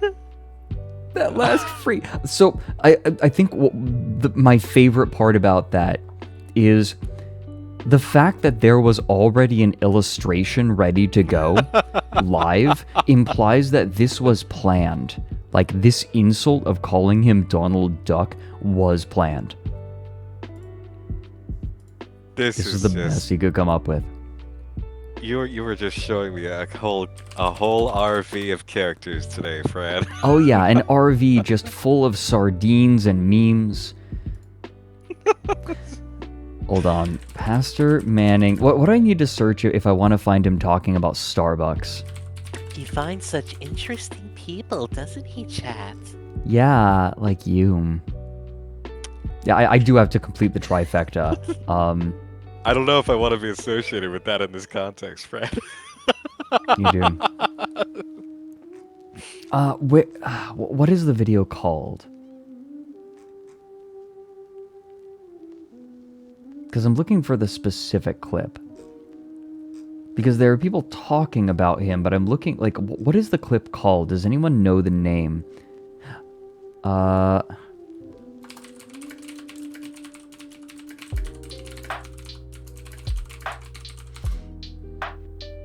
it. Got it. Bless this man. I feel like the lo-fi really adds to it. Oh, this too. I've heard you bring this up. But the deal is this, is that the woman didn't realize who's an associate. Her name was Jess or something, Jessica. That when questioning me about Starbucks and its lattes, that it's a concoction of milk. The John Stewart woman associate. I said, yes, it is a concoction of milk with some flavoring in it. Yes. And I said to her that milk is something that's produced by the mammary glands, and it is a body fluid, however, albeit produced by the mammary glands, and people tend to like its taste.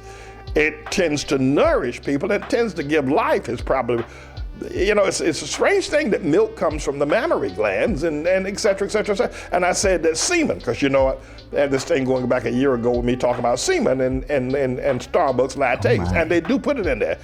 Many people slammed me and said I should get off of it. One guy wrote me and told me he wasn't going to send me any more offerings until I stopped talking about semen in Starbucks coffee. I told him to keep his offerings.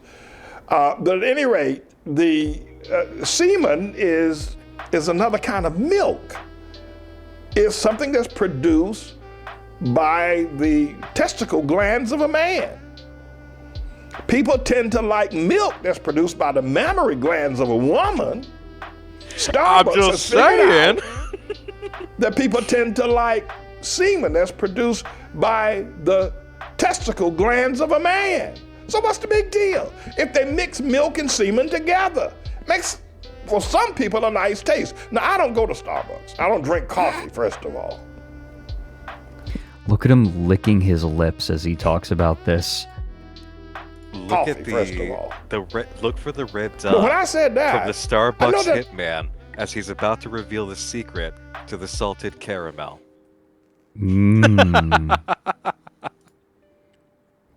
Oh my God! No, I've told you about semenology, right? No. I made a podcast about it with Mike. Maybe I should link that to you sometime. You should. I'm not going to air that. I know they're going to edit it. I know they're going to put that on the app. They're not going to do that. But don't argue with me. Don't you argue with me. Milk, mammary glands, semen, testicle glands, both are naturally produced by the body, and a lot of people tend to like them. So Starbucks has figured it out. So they blend a little semen synthetic with their synthetic blends of milk. And people drink Starbucks coffee. I don't. And I will not. And I advise you, don't drink it either. Unless you drink some synthetic semen. Yeah, synthetic. You can totally make synthetics of both of those things. Ooh, what the fuck? Weird. But hey, so anyway, if I ever want a side gig, I know what doors to tap on. Yeah. Yes. If you ever need to rim your glass with something salty. I am not ashamed to rim whatever glasses need rimming. They need to, they For get the their sake of the semen, coffee lovers. They get their semen from the Chinese milking and torture factory. Guys, we can't keep this spaghetti bob train going. It's gone so long. Excuse me. All right, Shala, back to the thanks. Sacha Baron Cohen failed pitch. Yes, thanks to the 15 months, Shala. And Doom Guy, thanks to the 4. Thank you, guys. Yeah, the ride never ends. Oh, Nick, we have such sights to show you. Tell us about Jordan Peterson, his milking fetish. Fucking, I can't show it. I can't show it on stream because Jordan Peterson fucking retweeted a joke tweet. So there was like a milking fetish video, and like there was someone jokingly claiming that it was like a Chinese torture factory, and or maybe it was someone who actually thought that, or was just spreading misinformation because lol. But Jordan Peterson took it at face value and retweeted it. So Jordan Peterson just fucking quote tweeted milking fetish porn. Up yours, woke moralist. Hold on, Wait.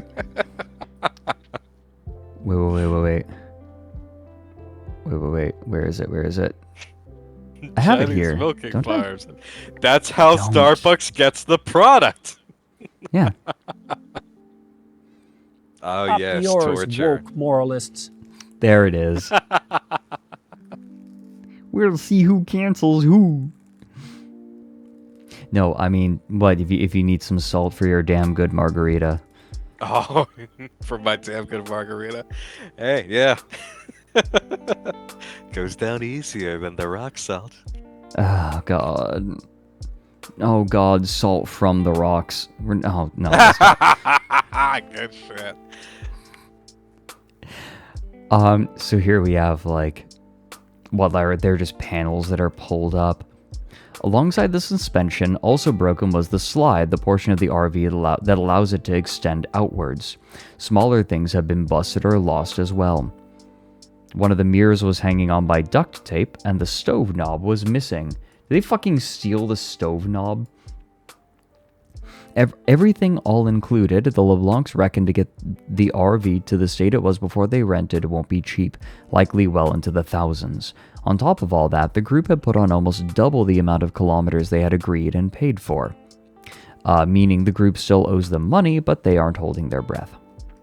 I don't even know at the end of the day if it's worth pursuing, like legal action through small claims court, or if it's better just to cut our losses and stop wasting our time. I think this might be one of those cases where, like, even if they did take them to small claims court, and even if they won, actually getting them to pay is a whole other matter. Actually getting them in court is another matter. Like, yeah, getting them in court, well, like, even if you get a default judgment, you still have to make them pay. Yeah. Hmm. That's why the queen here probably thinks that she's untouchable. Is I will respect no law, I will pay no debt. What are you gonna do? Make me declare bankruptcy? I don't believe in that either. What is a credit score? Fuck you. This is where things get a little bit, I don't know, depressing? Because Romana Didello is still around, like, she's still kicking. But it's gotten...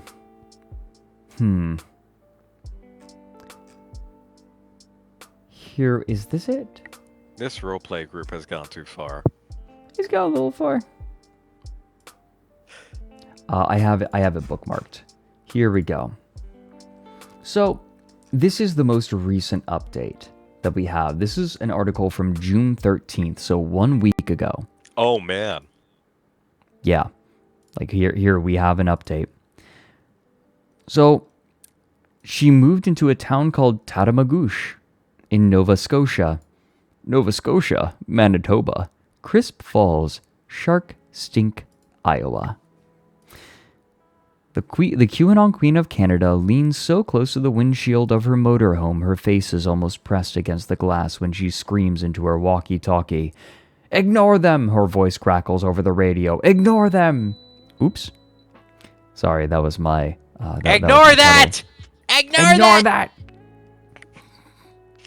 The small collection of Romana Didello's ragtag group of cult followers turned servants who populate a rural Nova Scotia property look at me with a mix of horror and apology. One man, wearing a security hat straight out of a dollar store costume section, tries to take control and meekly tells me I need to leave the area.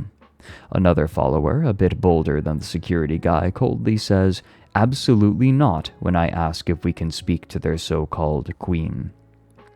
There are 3 motorhomes strewn across the front lawn of the property, and our conversation has to be loud in order to hear over the cacophony of the dozen or so dogs barking and fighting. Here is where Didelot and her followers, who have been proselytizing her unique brand of QAnon conspiracy cum alien stuff cum sovereign citizenship beliefs across Canada for the better part of a year, stayed over the winter. Here is where Didelot made her most loyal followers sleep on the floor of RVs so her dogs could sleep on the bed, and made people sit in their filth for weeks, eat expired food, and face torrents of abuse. This is like, we've had people lose their homes, right, get their utilities cut off. This is where I feel like it really gets depressing. So I guess, mild content warning? Marching from the motorhome housing their spiritual leader, Didelot's second-in-command comes storming towards us. Pointing her phone at us, she begins to take control of the situation. "No comment," she screams repeatedly. "No comment!" If it didn't get depressing, it wouldn't be a cult. Yeah, it's true. It also wouldn't be a Fred stream. Thanks to the 100 bits and Abyssian. This is giving me Final Fantasy House vibes. Absolutely. This feels very Final Fantasy House, just FYI. Yeah. That night, after spending months on this property, becoming the talk of the little town just a few kilometers to the north, many of whose residents were worried about scams and possible violence from a quasi-cult, Didelot decided to pack up and once again hit the road. Oh my god, this next sentence. For reasons only known to my editor and therapist, I've been reporting on Didelot and her QAnon following for over 2 years now. It gets better. Oh my god, you know what? Let me read this one, please. Let me read this one. Please. The story has led me to get the worst sunburn of my adult life on a BC beach as I heard former followers tell me about how they were locked in a motorhome as she played Boney M's disco hit Rasputin for 9 straight hours. Dive deep into legal documents of a woman who lost her home because the Queen of Canada said she didn't have to pay her bank. And waste hours upon hours of my life watching the cult's bizarre live streams. Rasputin for 9 straight hours. Well, I mean, like, imagine it alongside the cacophony of dogs barking at each other and, like, Romana barking orders. We finally found the sound of madness. Yeah. This is fucked. It has now... Yeah. It has now led me to the village of Tatamagouche, Nova Scotia, home to about 700 souls according to the latest census, although it swells in the summer months due to its proximity to water and parks. I had long known that Didelot had set down somewhere for the winter in Canada's ocean playground, but didn't know exactly where until a concerned local tossed me an email. Armed with this knowledge and knowing the flights... Excuse me. And knowing the flights would be cheap in the off-season, I convinced my boss to let me expense a ticket to once again try to meet the QAnon Queen of Canada. Despite writing over 20 stories about her, breaking almost all of the news about her cult and speaking to former victims, this Albertan Hidalgo has only managed to speak to the person at the heart of this story once. It was on the cold streets of Victoria in January of 2022 when she left to start her cross-country tour. As she marched toward her RV, I matched her pace and tried to ask her questions, but was quickly shut down. Since then, I've done my best, my due diligence, as I would tell the company lawyers, to make contact. I've emailed every spokesperson she's had and tried to talk to her through multiple channels, but with no luck. Once again, I was packing my bags and making a long journey to prove to myself that this is something worth covering and I'm not just tilting at windmills. Yeah, this at its heart boils down simply to what the fuck is going on here? And where the fuck is it going? Because if you're a reporter in this sense, and not to sidetrack us, but this is immediately what's opening up in my mind. This is somebody on the beat. This is someone on the beat of a story, Right. knowing how these stories end up. And this reporter knows there's going to be an ending eventually. There's going to be a lot of carnage along the way. But besides what the fuck is going on here, and the mystery of what possesses people to join this insanity, to suffer for this, is the big question of what is the end of this movie and how much carnage is going to be involved. Will I be there when something so bad happens that it makes national coverage? Right. I think most of these stories tend to fizzle out more than anything. And she seems reticent enough to talk to anyone that she feels almost more like a scammer than anything else. And yes, this is still ongoing. Oh, and by the way, Nick, you were asking where it's going. The answer is nowhere, because as shortly after they tried to leave Nova Scotia, the RV broke down again. Yeah. And is she a scammer? Yes, absolutely. All cult leaders are scammers. And, looking at this, you have to ask yourself, a lot of people ask themselves, how is this possible? But the easy answer, and as sad as it is to accept, is that wherever you have a strong, self-possessed personality who is absolutely convinced in their confidence and what they are doing, they will somehow, some way, make people who have less of a grip on their own identity and direction in life fall into line behind them and their belief system. If you give people with no way forward in life a cause to believe in and a leader to follow, who has the confidence that a leader apparently possesses, they will follow them to darkness and despair. And this is how cults happen. It's shocking to see, but this is simply what happens to human beings who do not have a foundation of self.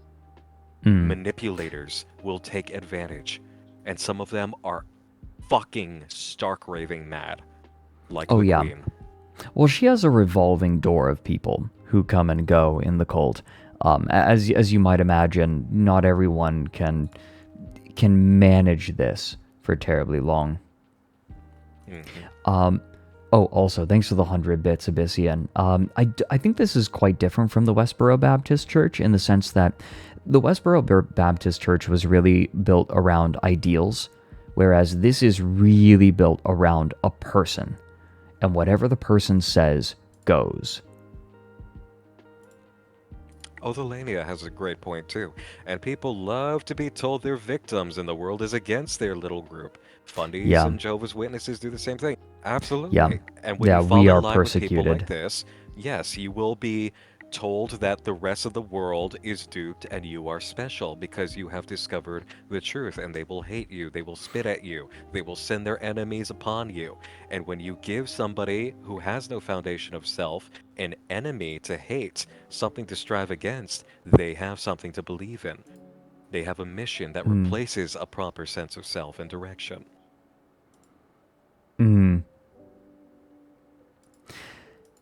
Yes, I have very little to add. Yes, correct. With cult leaders like this, what they tend to do is they cast the net wide, and most of the fish are going to slip through, right? Like it is a wide net with large holes.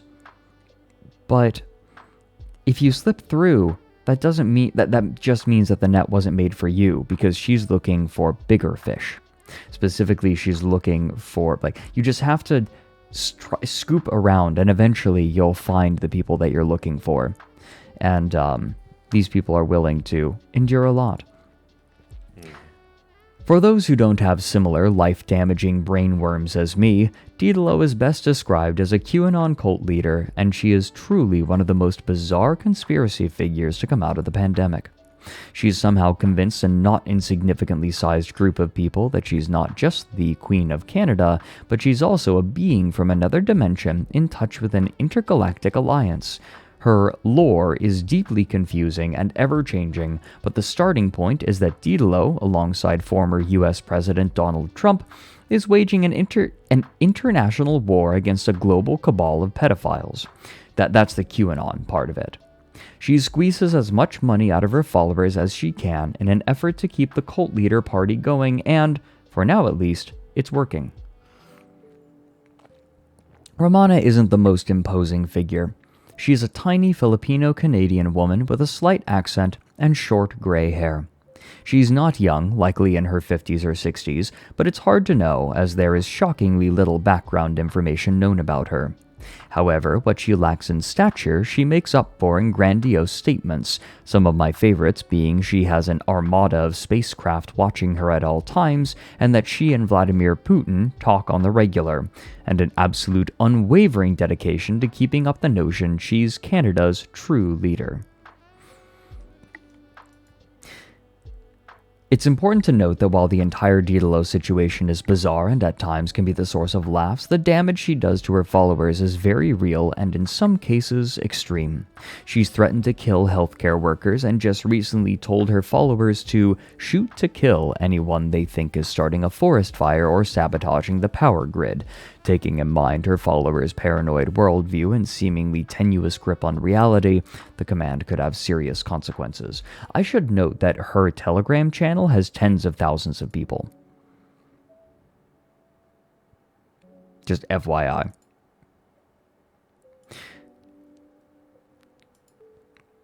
I want to see. So yeah, we talked about this. Oh yeah, one sad group, this is a classic, this is one that hit the news, like major news. One sad group of Didelot disciples deluded themselves into thinking the dumbest plot of all time could work and attempted a citizen's arrest of an entire police force with the backing from Didelot's military, but in turn they were arrested, rather violently themselves. I fought the law and the law won. No, but Nick, don't you understand? They are the law. Oh, yeah. Mm. Yeah. So while, yes, it is a somewhat outlandish subject, at least as far as extremism goes, it's also one that causes great pain that needs to be taken seriously. So here we go. Here's the shot of like where they're living right now. It is not much of a front yard, but you can see the RVs. There are like two in the center, and I think there's a third one off on the right. On a scale of Jonestown to Manson family campus, what do you rate this setup? I rate this as disgruntled grandfather needing a place to stay. Good shit.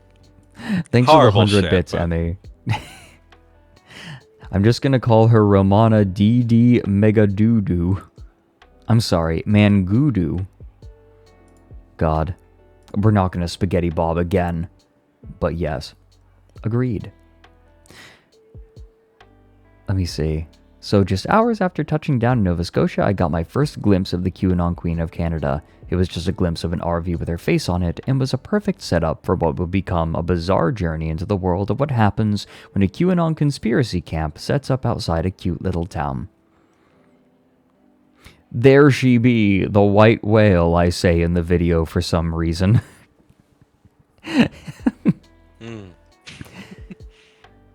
So, Didelot's followers aren't one size fits all. In my time covering her, I've seen large handymen fall for her rhetoric, and older women who have fallen down a hippie-colored conspiratorial rabbit hole. I've seen truckers, businessmen, former cops, and even some folks who formerly worked in media. Owing to the secretive nature of the cult and how strictly they control the narrative they put out to their audience, it's very difficult to ascertain what actually goes on inside it. I've been granted a bit of insight from a few former members who were willing to share stories of their time with Didelot with me, both on the record and off. Right, this so is preview for the book. This is... Oh, book? Where?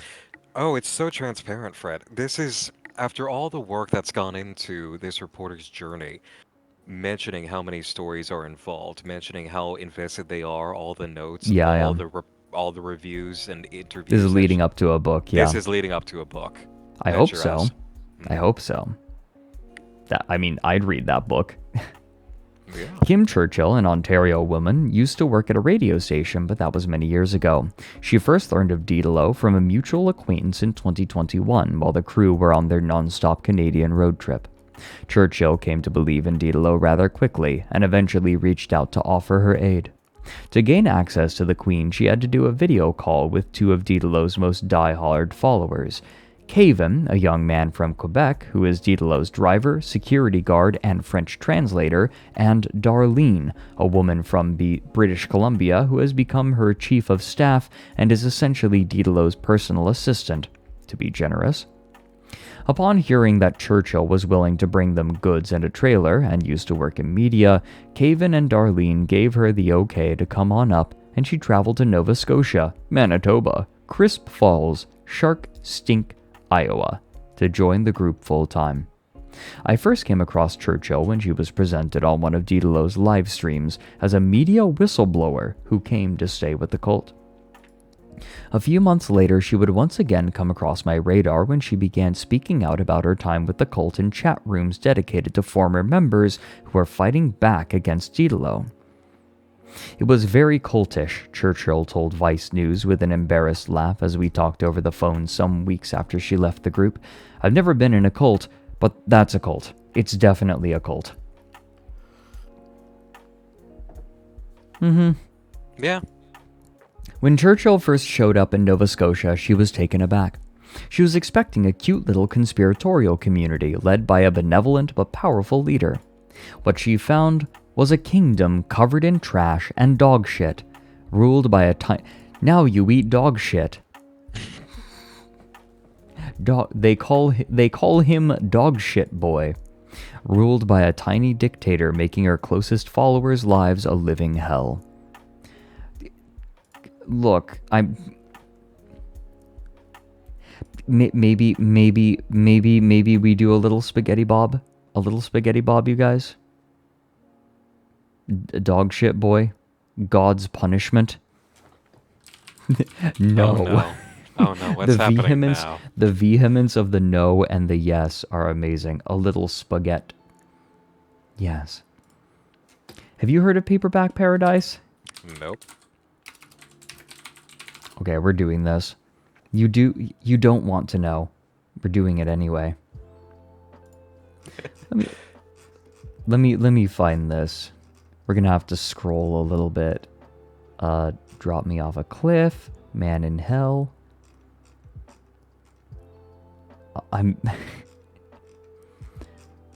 We can do this. I'm learning all the in-jokes today, baby. Oh, you are. Yeah, we're getting you fucking caught up. Oh, these are good. God, we're gonna have to take another stream to just look at Paperback Paradise because, man. It reminds me, your mom said, reminds me of Rajneeshpuram. The sweet little town in Oregon. Mm-hmm. Yep. That name rings a bell. They are a cult that was responsible for the largest bioterrorist attack on American soil. I made a video about them, which was subsequently copyright struck off of YouTube. That's right. That's right. That's why I remember the name. Mm-hmm. You can find it if you need it. Yeah. Just FYI. There's a man who doesn't piss. Oh. Crap. Don't worry about it. Man, this one is old. I have to scroll so far. Oh my god. Skull on Fort Pullen said, you gotta get out of the cult before they stop the biological weapons program. There's the jumping off point. When the bioweapons start, you gotta go. I found tit rubber. Oh my god, how far back do I have to go? Please give this to me. I need this. Good dick. Take my soul, Satan. There we go. No, we're spaghetti bobbing you properly.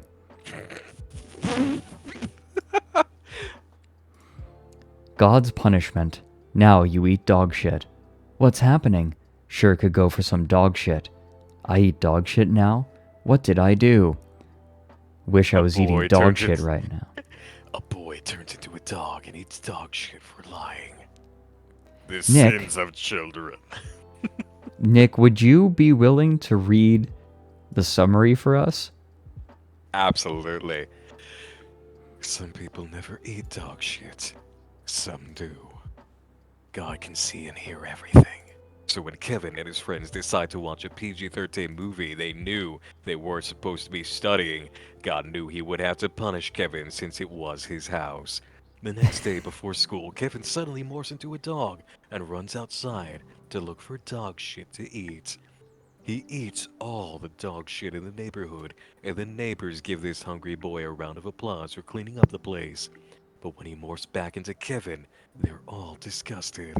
They call him Dog Shit Boy and tell him to stay the hell away from their dogs' asses. Every few hours, Kevin turns back into a dog to eat more dog shit. The only way Kevin will be free of God's curse is to figure out what he's being punished for. But if he can't do that before midnight, he'll eat dog shit for the rest of his life. This tape contains the episodes Dog Shit Boy and God's Gun, parts 1 and 2. Produced by Paperback Paradise. Copyright 1998, God and everything he owns. He owns it all. One day he's gonna destroy it all, cause he don't even like it that much anymore and y'all kinda smell bad. There is one Paperback more. Paradise home video. There is one more that I feel like you need to read. Oh yeah, dude's dick. The bats, here they come, the bats that kicked my ass. That's crabitalism. Photos of father's grave. Okay, Blast me chat, with your how... hot droplets. After the stream. Okay, chat, how mid-2000s was my trailer voice there? I lost my shit reading one in particular. Here we go. Would you introduce us, Nick? Elizabeth thought she'd never fall in love until she found A Man Who Doesn't Piss by Barbara Fleshed, author of No, David, look out! An accident left him pissless. Pissless. Would you please? Absolutely. One man's misfortune becomes one woman's pissless gift. Elizabeth desperately wanted to fall in love, but anytime she hit it off with a man, they'd loud piss in her bathroom and make her skin crawl. She hated the sound and would have to show them the door. Then along came David, a lawyer who was involved in a boating accident that led to emergency surgery to have his pee sac removed. Also known as the pissac. The pee sac is where men store their pee. But not David. His pee is now stored throughout his entire body, and if he isn't drained twice a day, he becomes bloated, and his skin breaks out in unsightly brown sores that secrete a foul-smelling yellow ooze. Did Elizabeth just find the man of her dreams?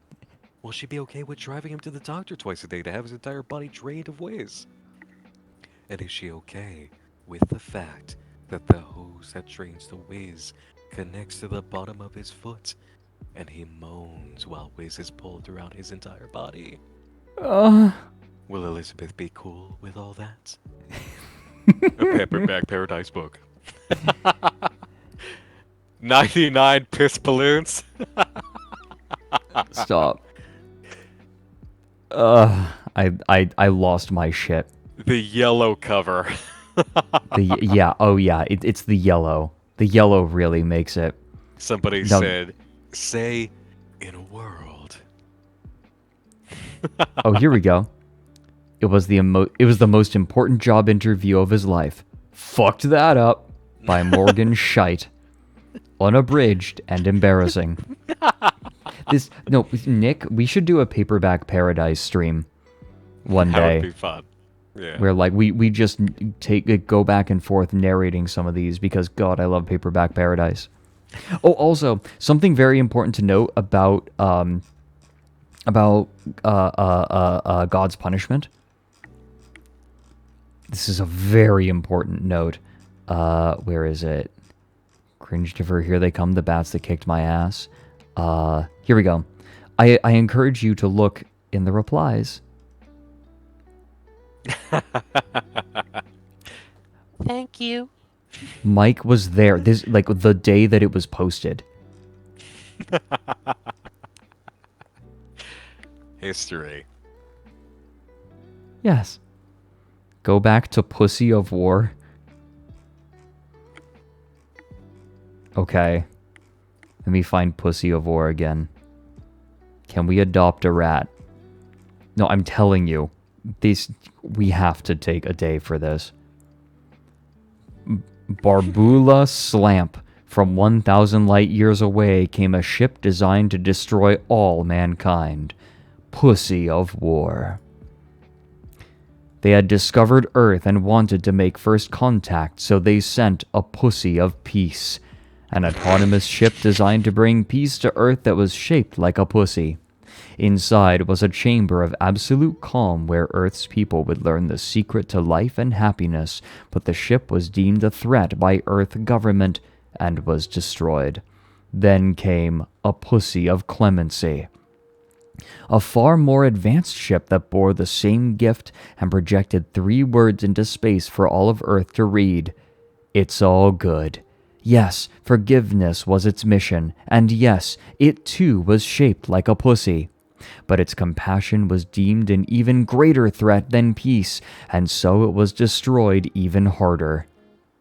And now comes a Pussy of War. Explode my pussy once, shame on you. Explode my pussy twice, it's wartime. Humans had their chance to make a new friend, now they'll pay in blood. Coming for Earth was an indestructible pussy that could phase through dimensions to inflict pains unknown to man. Earth was not ready for the shit it was about to go through. You do not disrespect another planet like that.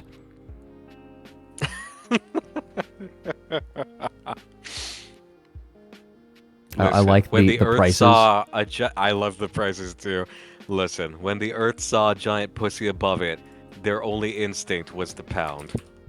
Yes. This is all that was gonna happen. Explode my pussy once! Shame on you! Explode my pussy twice. $1 US ass. Printed within the Hellsphere. So, now that we are properly off track, time to come back on track. God, we need to do a stream of these. Yeah. Like, please, Nick, please. I beg you. I'll indulge you. Thank you. I have such sights to show you. Speaking of, a whole bunch of the Dead by Daylight DLC was on, like, super sale. So I just, like, nabbed some of the killers. Nice. Mm-hmm. Yeah. Didalo, while primarily an online figure with roughly 40,000 followers on Telegram, has surrounded herself with a small contingent of her most loyal subjects who have given up their lives to serve her every whim, often working up to 16 hours a day. This group is extremely protective of their queen and exceedingly paranoid. They live with Didalo in an RV and typically wear lanyards marking their loyalty, or, in some cases, all-white outfits with QR emblazoned over the heart. It's not just me and Churchill who clearly identify this as a cult. Several experts describe Didalo's following similarly, and upon viewing this group in particular, it's hard to argue. Oh my god, JT! Hi, JT! What's up, boy? Thank you for gifting a sub to Comeback. No, just get it right in there. You know that nice little divot where your spine is? Let's get it right in there. That's the comeback. JT, it's good to see you. I wanna let's hang out again sometime. I miss you. The group fluctuates in size. See, this is where it gets really interesting to me, personally. The group fluctuates in size as people are constantly coming and going, but typically sits between 6 and 12 die-hard Didalo heads. For months they lived on the front yard of a local Didalo fan, a woman who runs a holistic health store in Tatamagouche. What a great name. In a collection of RVs and trailers that appear to be barely winterproofed. They didn't have enough food, and much of what they did have was rotten because of lack of proper storage. What Churchill found only reinforced how shitty life is for a roving Diderot acolyte. Multiple former members of the cult have told Vice News those who stay with Diderot face never-ending abuse and threats, poor sleeping arrangements, limited and unhealthy diets, and have their lives micromanaged by Diderot. Churchill was no different. Yep, classic cult shit, as Skull on 4 Points said. While she said the leader seems personable and nice initially, she's quick to snap and scream at her followers. Again, this is very reminiscent of the Final Fantasy house. Like, someone in chat pointed that out, and that absolutely is true. She's incredibly paranoid, worried about infiltrators and ex-followers out to get her, and set up several security cameras on the property that 2 of her crew needed to watch at all times, and those living there were expected to stay within the camera's sights. Everyone has to say their whereabouts if they had to go off camera. Like if someone was going to the shed to get a shovel, they had to announce they're going to the shed, then they're in the shed, then they're getting the shovel, then they're leaving the shed. So this is the protocol that should have been in place for the submarine that disappeared trying to find trying to visit the Titanic. Now they're on their way back to the trailer, like it was step by step, like micromanaging, like on a level I've never seen before, Churchill said. If she said you have 15 minutes, you have 15 minutes, she added. If you take 16 minutes, you're hearing about it. She's yelling at you. A typical day at the Nova Scotia campground starts with the group getting up around 7 a.m. and clearing out the blinding security lights they set up the night before. Then there's a safety check of all the vehicles. Once everything is copacetic, they pile into Diderot's RV, aka the command center. When Diderot is finally ready to address her audience, they all stand, some craning their heads so as not to hit the roof of the trailer as she exits the RV's bedroom area into the kitchen. She then launches into her daily speech, and the day's tasks are assigned. For the most part, the group would always be busy with Kafkaesque projects such as switching out batteries that don't need to be switched out, doing work on a vehicle no one is qualified to do, sorting Diderot's fake currency, researching and producing a daily live stream exalting Diderot, and so on. She would keep her followers busily unproductive all day. This is another common refrain from those who traveled with Diderot, that she keeps her crew so busy they have no time for themselves or to fight back. This is the creepy part to me. The idea that they are doing tasks, like they are assigned to tasks that are just pointless. Endless and pointless. It is so... That to me, like, look, the smell of the food, obviously, and we'll get to something else. Like later on, it explains that people sometimes are not allowed to shower for weeks. All of that is weird, and then on top of that, like, so you can do what, right? Like, why are you doing all of this? So you can sort the fake money again. So you can replace batteries and shit that doesn't need replacing. To work on a car whose inner workings you don't understand. And also, you are starved.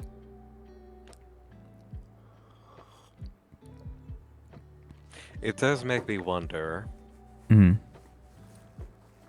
Because in the midst of all of this, I guess you have to ask yourself, okay, let's say that you've been with this cult for a month, and you're living like this now. Right. Which is the driver for you in this situation to stay? The idea that you have given up so much already that you are now stuck here, or if you leave, the threat of violence is immediate if you try to break rank. Or is there an actual dogma that is occurring here? Some kind of true belief system that you are doing all of this abysmal stuff for the sake of somehow? Right. Well, people give a lot of money to her. Like, she is constantly demanding money, and of course people who come to see her must give her all of her money, their money, or at least most of it. Then it doesn't seem like violence is a typical tactic, which is weird given the calls for violence that she's given, but people definitely come in and out. Like, that, there's a revolving door of people with like a very small cadre that stays.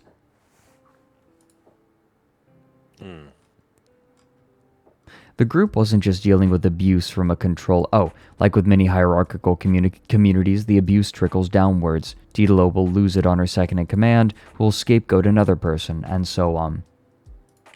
The group wasn't just dealing with abuse from a controlling cult leader who they believe is a royal alien. They're also living in filth. The trailers are occasionally full of rotting food and tracked in mud and dog shit. Now you track dog shit. Even though they lived only steps away from a sizable ranch-style home, Daedalo forced her followers to go days and even weeks without showers or doing laundry. Daedalo, which is wild because I hate my hair. My hair is fine, and I hate when it feels greasy. I hate this. I shower before. Like, I will first allow stream to start late before I feel gross while streaming. Daedalo, so even though they lived only steps away, Daedalo meanwhile had a private bathroom on her RV, and when it broke, she kicked followers off the second RV and turned it into her own private toilet. There's a feeling of paranoia among those staying with Daedalo. They routinely rat each other out for forbidden behavior and get others in trouble with their queen. This is some Gollum shit, right? Like, Gollum just lies about someone doing something because you just play as a little shit in that game.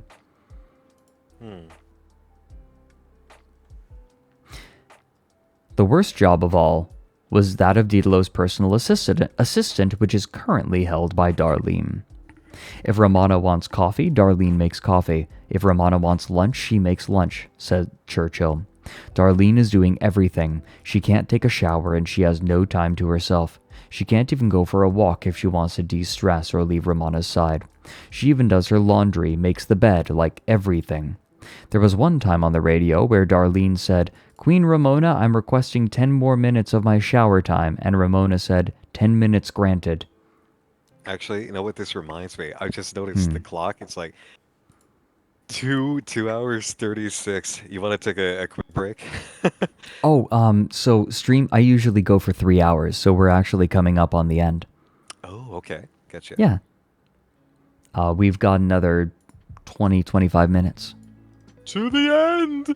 And some of that is going to be viewer contributions. Ooh. I may or may not have brought my tea stuff to the to my table. If stream lasts 4 hours, please consult a doctor. That's a damn good stream. Yes. Yes, Cha. Disorganization and wasted energy proliferates the group, multiple members told Vice News. This, again, is just so surreal to me. Like, what are you working for? Nothing. For example, they would invite people to stay with them, but not plan where they would sleep. When one man arrived, Daedalo told Churchill she hadn't received a download for that yet, and just forced everyone to cram together in one trailer, meaning 3 women were holed up in a small trailer with a man who no one knew. The man eventually ended up sharing a single bed with one of the women. In many ways, the dogs on the property, and there were many, were treated better than Daedalo's people. The queen certainly seemed to care about the 2 dogs she adopted. They were dubbed the royal puppies, although she already recently said she fed them ivermectin, the veterinary dewormer drug that became the COVID denier drug du jour during the pandemic. At one point, Darlene told her followers that Daedalo exorcised a demon from one of the puppies who was being lethargic.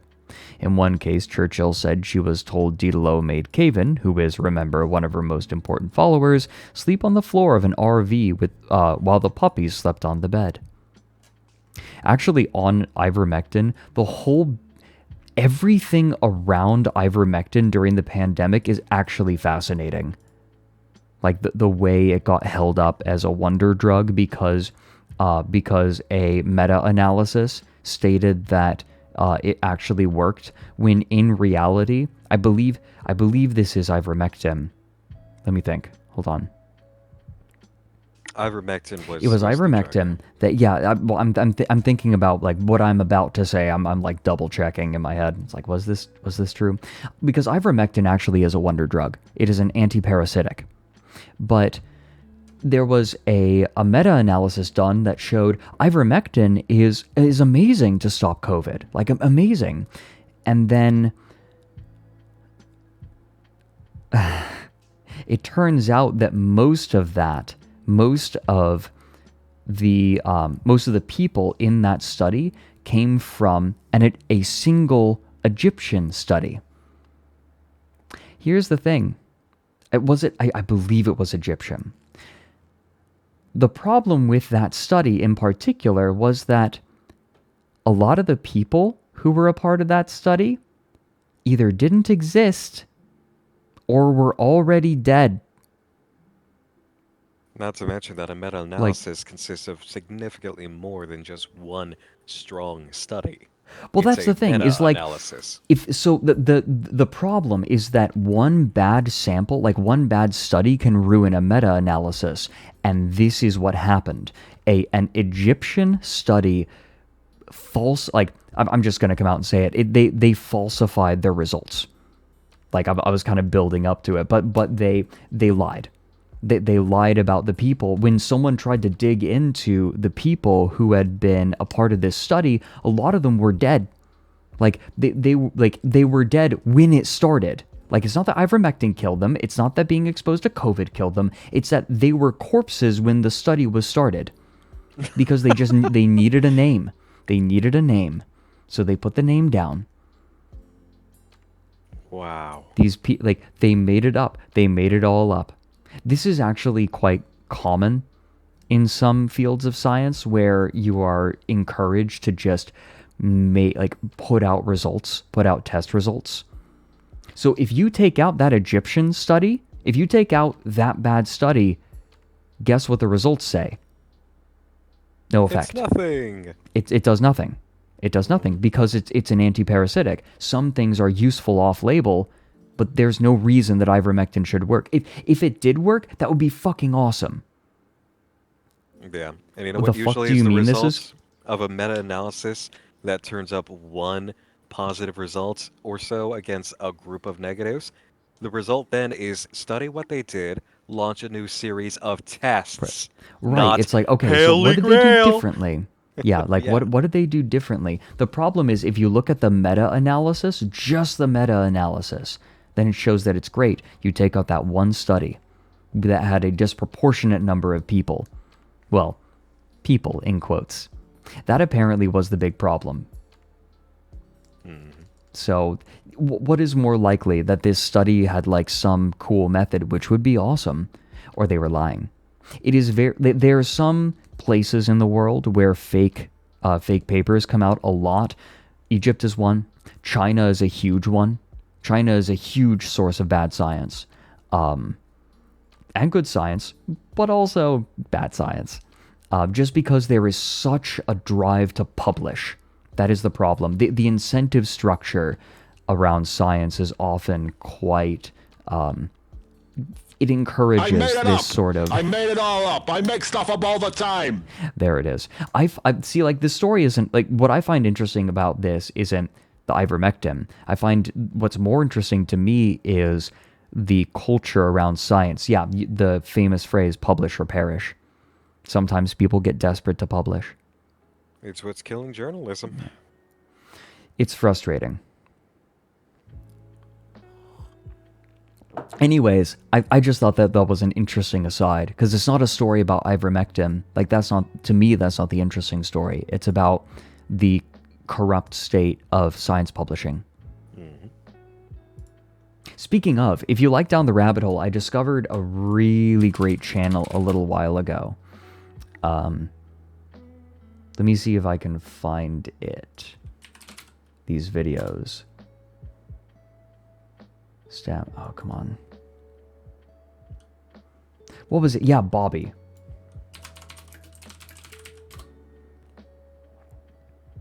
Bobby Broccoli is fantastic. If you've never seen his channel, hard recommend. Fantastic. Like here, just let me show. Yeah, just Bobby Broccoli is fantastic. Hard recommend. All these immediately sound fascinating. If you like Down the Rabbit Hole, you'll love Bobby Broccoli.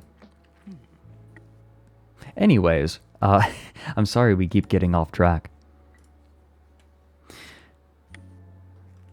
Puppies sleeping on the bed. Over the course of 10 days of the group, Churchill just couldn't keep the cognitive dissonance going and began to sour. She could see that Didelot was creating a digital fantasy for her online audience and bullying those who live with her. That what was presented didn't match reality.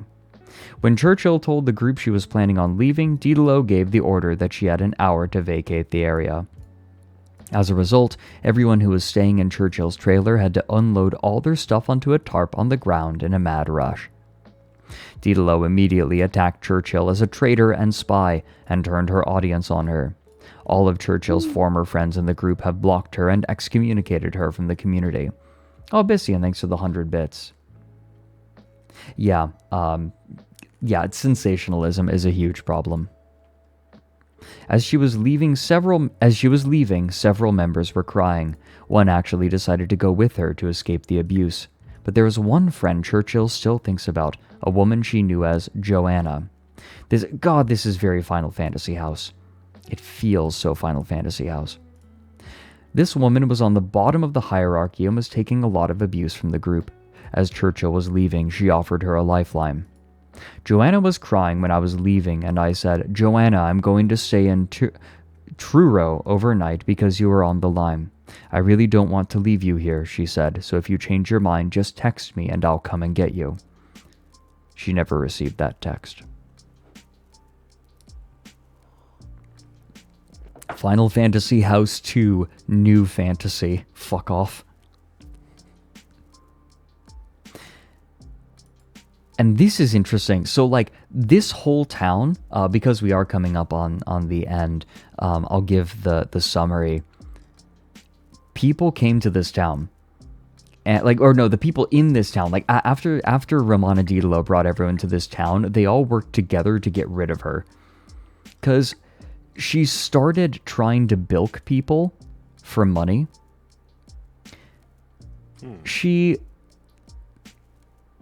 So this town had been racked recently by a hurricane. And the hurricane, like, tore up people's homes. So here, let me see if I can find this. Here we go. Let me scroll down. There was one bit that was interesting. Oh yeah, here's a look at their security lights.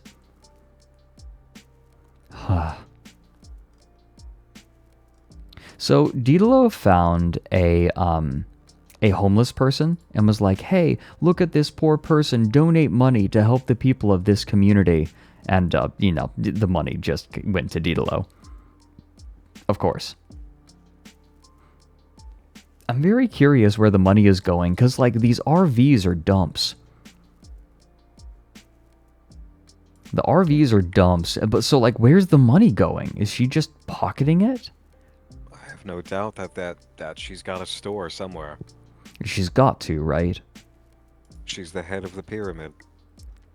You know, you've been here. I'm sure that there are a lot of people who don't realize, hey everyone, this is Nick Nocturne. This is my very good friend and host of Nightmind. Yeah. And also streamer. Hold on a second. Hold on. We're gonna do this right. 1 second. Streamer is not the culture. No, shut the fuck up.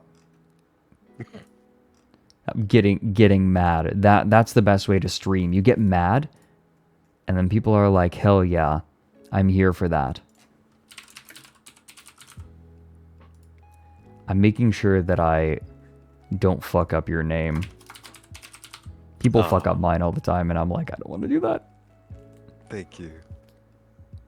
Go and follow Nick if you enjoy this boy. Hi, Fred's mom. Likewise. But thank you. You raised an incredible son. Aww. I am personally grateful for his existence, so I thank you for that. Wow, shut the fuck up. Maybe I will. Here we go. Despite the obvious devastation, Diderot arrived in Cape Breton on a mission to prove the hurricane wasn't real, and that local news and the government were misleading the people. Her journey took her to Glace Bay, a town on the northernmost tip of the island that was smashed by Fiona, the Hurricane Fiona. Many of the homes were severely damaged, some quite literally having their roofs torn off by the 105 miles per hour winds. It was an area still reeling from the pain with pent-up emotion she would soon try to take advantage of and then feel the consequences from. Diderot pulled into the hurricane-ravaged town planning to convince people that the hurricane was fake. But she soon found a new mark, a man she found sitting on the stoop outside a dilapidated building with his head quite literally in his hands. The man, who neighbors told me suffered from mental health issues, was set upon by Diderot and her followers, who halted their RV, got out, put him on camera, and used him to fundraise. Raising money to keep the party going is essentially the group's little mission. Caven and Darlene, the two most public-facing members, host the group's daily live streams, Darlene in English and Caven in French, and after ranting about various conspiracies for 25 or so minutes, they without fail ask for cash.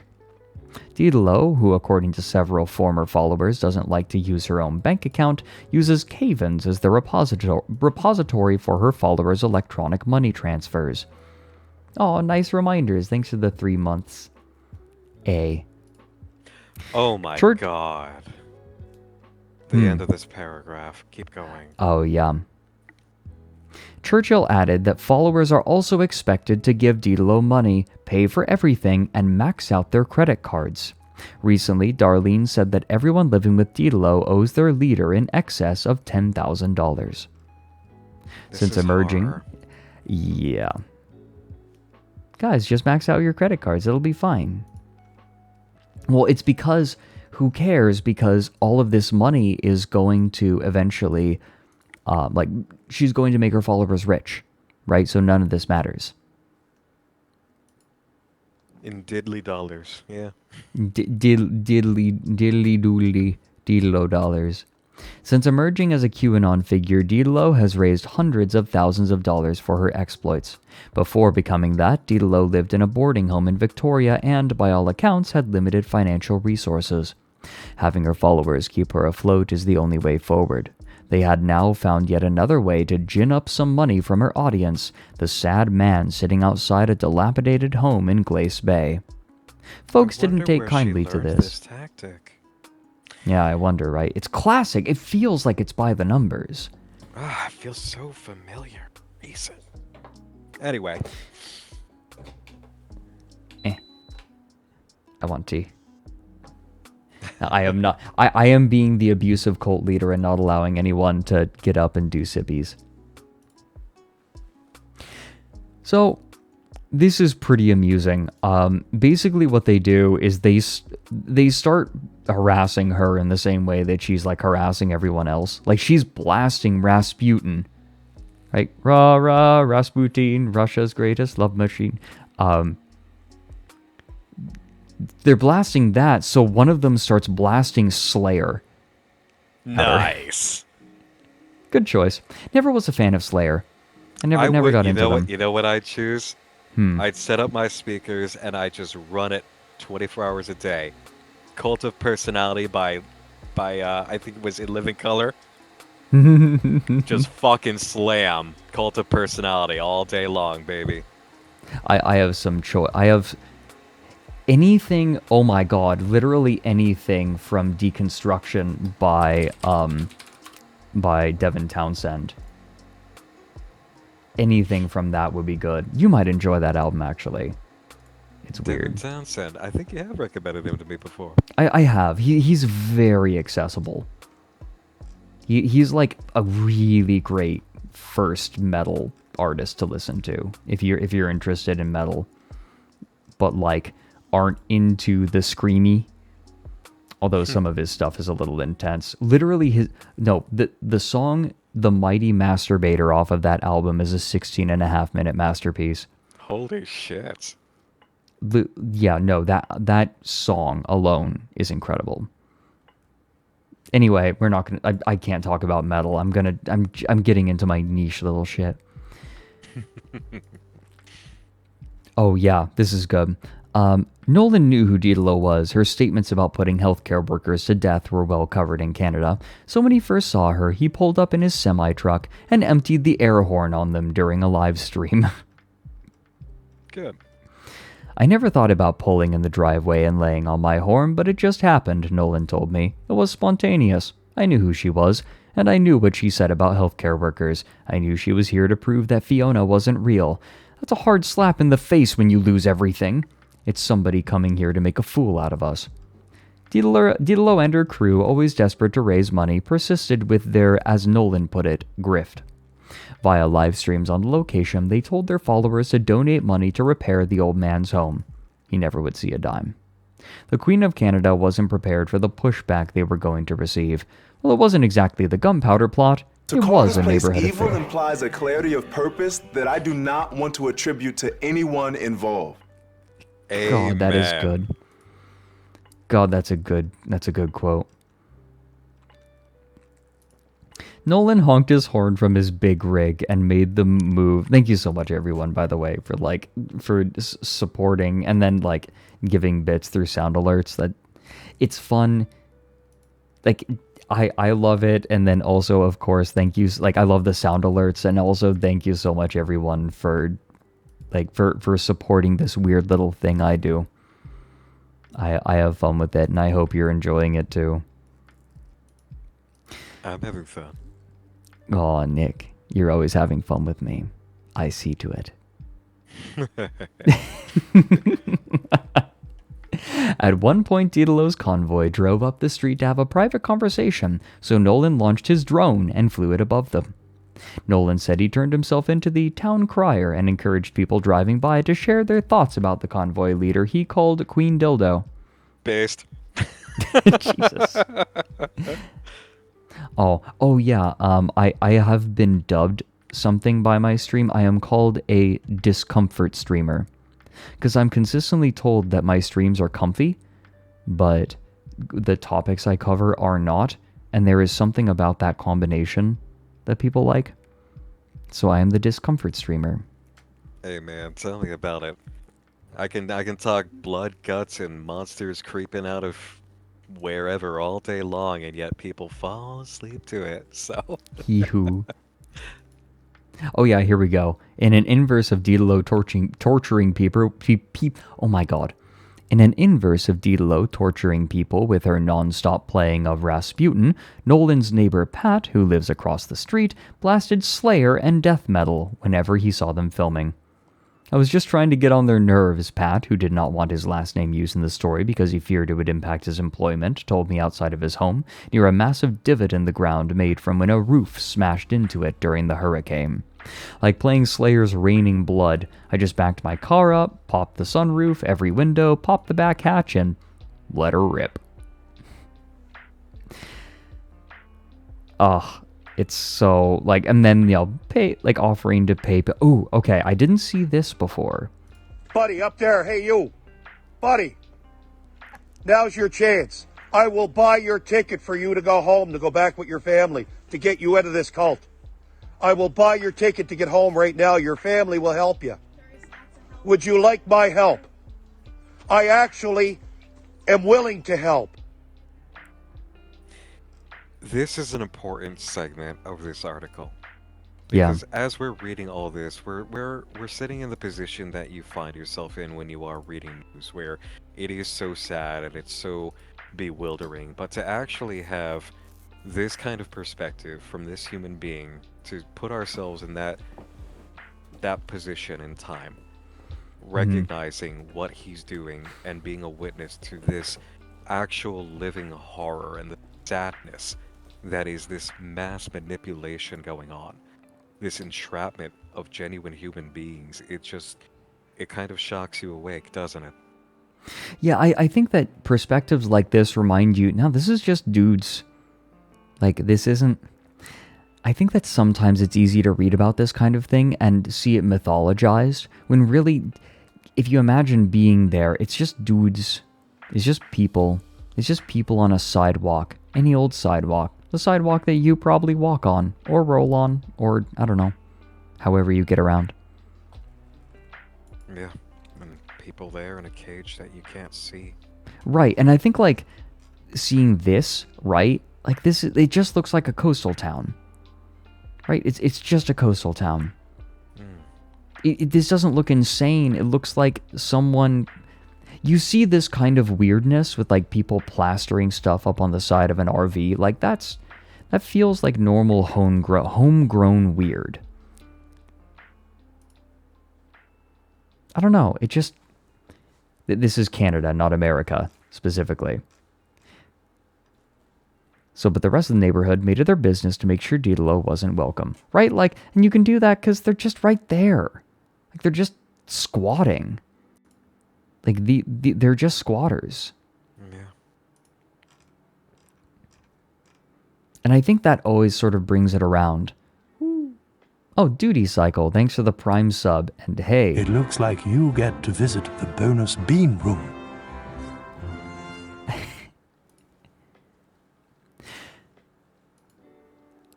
But yeah, they just kind of annoyed them out. So he tries to talk to her. There she is. Oh, that is... Wait a minute. Is that a gaming laptop? Is that HP? It looks like a gaming laptop. Like the light up, the lights, the RGB on it. So the end is very poignant. I love it. Security. God. Oh, holding up her camera. No. There's only one situation where, I don't know, I see a hoodie like that. Hoodies like that are worn by two kinds of people. People who are camping and Karens. I can't explain it. Like, that color of hoodie, I don't know what it is. I'm a zip-up guy myself. You just like to open up the jacket, don't you?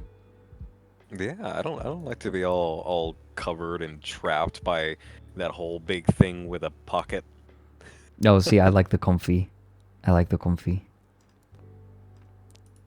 There are only two kinds of people who wear purple. People who are just like, oh yeah, purple's okay, and I fucking love purple. And then they like grab a hamster and like put it in their mouth and shake it. There's the only two purple likers. Purple are rather sexy, Fred. I'm not talking about anyone here specifically. What are you talking about? You're the latter, but I like it. Good. I'll keep it up then. Oh yeah, so they're just like, no comment. I love this. So, turning towards the sound, we could see we made a little bit of small talk. So he's trying to talk with her, and Romana Dietelo's guards are stopping him. We made a little bit of small talk, and it actually seemed to the woman who owned the property might speak to us. She had a quibble with a previous story I had written. But then we heard the telltale sound of a motorhome door slamming shut. Turning towards the sound, we could see a serious-looking woman with her shoulders set like a boxer storming at us, phone out to film us, and screaming, "No comment." She spoke loudly out over everyone, but she wasn't what I noticed. Above the shoulder of this rapidly approaching cult follower was the RV, and there she was, my white whale and the scourge of the Cape Breton. Romana Dietelo leaning so far over her dashboard her face was almost touching the windshield, staring at us intently and barking orders, which we could clearly hear emanating from the walkie-talkie her driver/security guard kept on his belt. "There she is." This moment of recognition only lasted a brief second as Darlene, her assistant, quickly swooped in and no commented us till we left. Anything we said was either shouted over or ignored, so with at least the knowledge that Diderot had seen us, we admitted defeat. For whatever reason, Diderot and her crew decided to hit the road that very evening to once more begin her never-ending tour of Canada. They broke down almost immediately.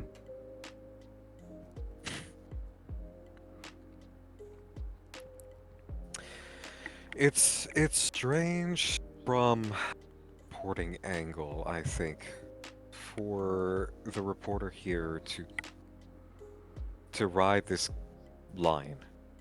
Right. Because where it's just look at the clown car, but then also when you get close enough to the clown car, you find the human suffering.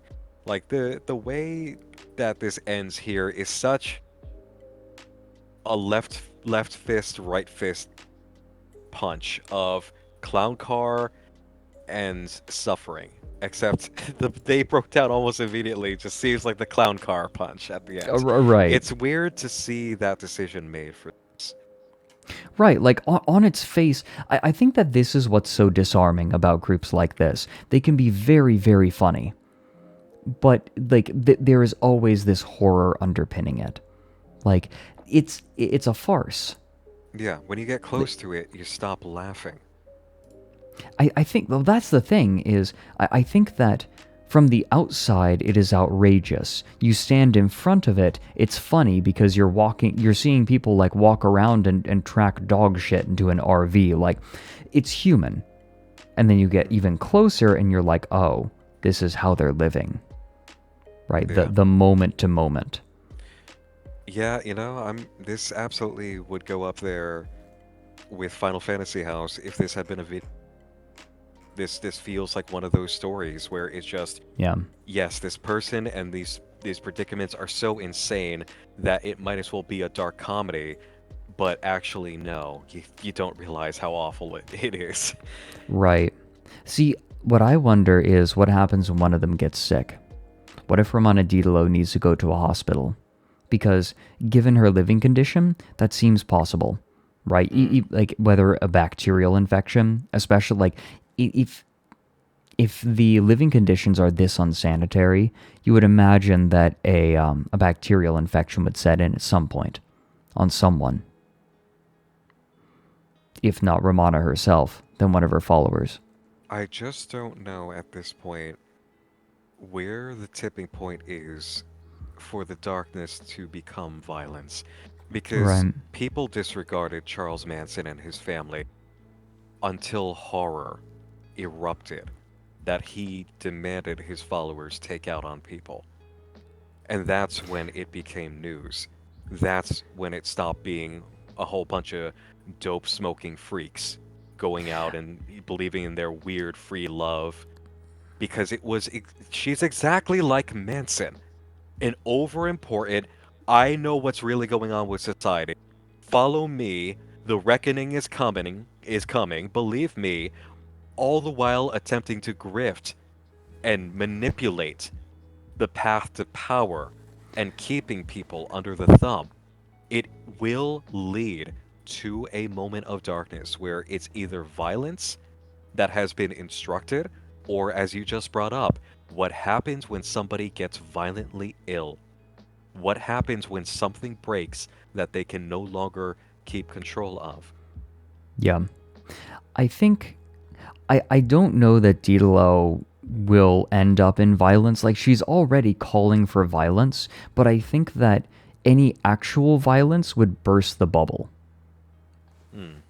So... If I had to guess, like, she'll call for violence and she'll say someone should do it, but, or she's saying that, like, she orders it, but Then the grift stops when the bullets fly. Exactly. Like, and that's something that's really important with QAnon. Like, they keep talking about wanting the storm to come, the storm that will sweep away the establishment and then install good people into power. Because it is kind of a doomsday cult in that way. But then it's the end of the fantasy. Right, exactly. Like, if the storm ever comes, then the ride ends.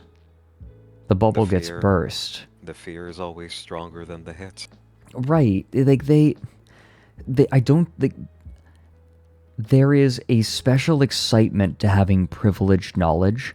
They're looking forward to the day when everyone says, when they can say, I told you so. But at the same time, there is the joy of having that privileged knowledge. And I think that the desire for the privileged knowledge, I think the desire for the privileged knowledge is comfortable at this point, and they don't want it to end. Hi, Hina. Hi, Hina. How are you doing? Have you met Hina? I can't remember if you've met Hina. Okay. Yeah, I have so many people to introduce you to. Hina is very good. Doing a little better? Okay, good. Yeah, the only cult that didn't fall like that is Scientology. That's because they are told LRH moved on. Yeah, I think when you look a little closer, because this feels weird and absurd, like Romana Dietelo and her cult around her, but you scratch the surface, this is all really boilerplate. I think that it's missing the X factor that turns it into something huge and violent. This is just so run-of-the-mill cult that, if anything, it fizzles. Roach Mogul asks, do you think if somebody put this animal out of its misery, the cult actually swell with a martyrdom tick? No, it would fizzle. It would fizzle. And I'll Yeah. say it's because they are all followers. There is not a single person among them to fill the power vacuum. Yeah. Yes. There are two kinds of cults. There are ideology cults, and there are cults that are built around leaders. Both of them require strong leaders. But cults that, from my perspective and from what I have seen, when a cult has a strong enough ideology, it can survive losing its leader. They'll still revere the leader, but there will be someone else to fill in. See Scientology, and Miscavige, David Miscavige. But this right here is entirely built around Romana Dietelo. If you want another example of a cult that is built entirely around one person, check out Atrocity Guide's new video about Master Rama. The moment he died, everything just fizzled. Like, there were still some people that held on, and there were like some videos being made about it, little bits here and there, but no cult like we're seeing here. Yeah, fucking amazing video. I am a huge... She is a friend and a peer, but I am also a huge fan. Like I'm a fan of Nick's work. Nick is also very, very good. I'm a fan of your work. Madness. Not madness. But in line with what you were saying, if the ideology is strong enough, yes. If there are those who believe in the ideology, there will be people who attempt it, but you will also come into the issue of those who are the cult of personality cultists who believe that the queen is dead, long live the queen. There was only one, and fuck you for trying to even step to fill her shoes. Right. So they will destroy each other. There will be arguments over it. Ultimately, if it were strong enough, then there would be a separatist movement for those who leave in the belief that Romana was the one and only, and all the secrets die with her, and the purpose dies with her, and those who believe that her teachings go on. Except now you have the monumental task of being that special kind of psychopath with the charisma of a cult leader to actually step up and rekindle the flames that you yourself did not set up. That almost never happens. Yeah, especially it's with rare. something this batshit. Yeah, it's rare, and especially with such a small group. You have people who are very disconnected on Telegram, and then you have the tiny group of 6 to 12 people riding around in the RVs. I'll tell you this, Roach Mogul, on the idea of what if she designated an heir apparent. I have studied occult groups in their history, and a lot of them were not cults. They were organized studies of their practices and the discoveries that they wanted to make. And they did have leaders who were leaders because they were actual leaders. They were learned, they were experienced, they cared for people. They had what it takes to lead any sort of endeavor, and they trained people. They had heirs apparent, but after death, very few of them managed to succeed. And even the heir apparent, if they didn't have a strong enough heir apparent, when they died, the thing would collapse, the infighting would begin, and they would splinter off. There are so many occult groups throughout time who studied the mysteries where they splintered and they splintered again. And you have to piece your way through the history, and there's just a recurring history of things got bad, people started fighting, people wanted leadership positions who were not ready for it. They did not have the patience, they did not have the experience. It all fell apart, and it rebranded, and the rebrand did not go well. It takes a special kind of person. Yeah. What you're seeing here with Romana, what you've seen here in time, even in recent years, with certain individuals, is that this is what happens when the gifts of a leader are used for dark, self-serving purposes. They will preach with their mouths what will never be in their hearts, and they will still get the same effect. It's she hasn't created the structure for an heir apparent anyways. Like she might say that she has an heir, but I think without her the abuse disappears. Oh, Shala, thanks for gifting a sub to Shala Heartmend. Another Shala. We have a backup Shala. Hey, the heir apparent. The heir apparent, yeah. Nick is a good speaker. It's almost like he does it for a living. Oh, thank you. Nick. Yes. Would you be willing to stick around for a few more minutes to look at our viewer submissions as we close up? And we find a raid target. I'll stick around as long as you want me. All right. Thank you everyone for hanging out. We're going to look at viewer submissions. If you want to submit something, hashtag TOWLArt. That is the place to put it. Oh, this is cursed. There is some cursed shit in here. Oh, there's some great shit in here too. What the fuck is this? Sporen the owl? Sporen. Oh my god, they made Loren in Spore. That's what happened. It's Loren in Spore. Ha, cool. Everybody, it's time to Spaghetti Dave. This is like off-brand Loren, and I kind of love it. Jazzy that would be Jonestown you're thinking of. Or Jonestown was Jonestown, and there was Heaven's Gate, right? Or was that the same thing? No. Those were very different. Very different. Whoopsie daisy. I need to get you in front of me. I think. Wait. Oh, we're swapping positions.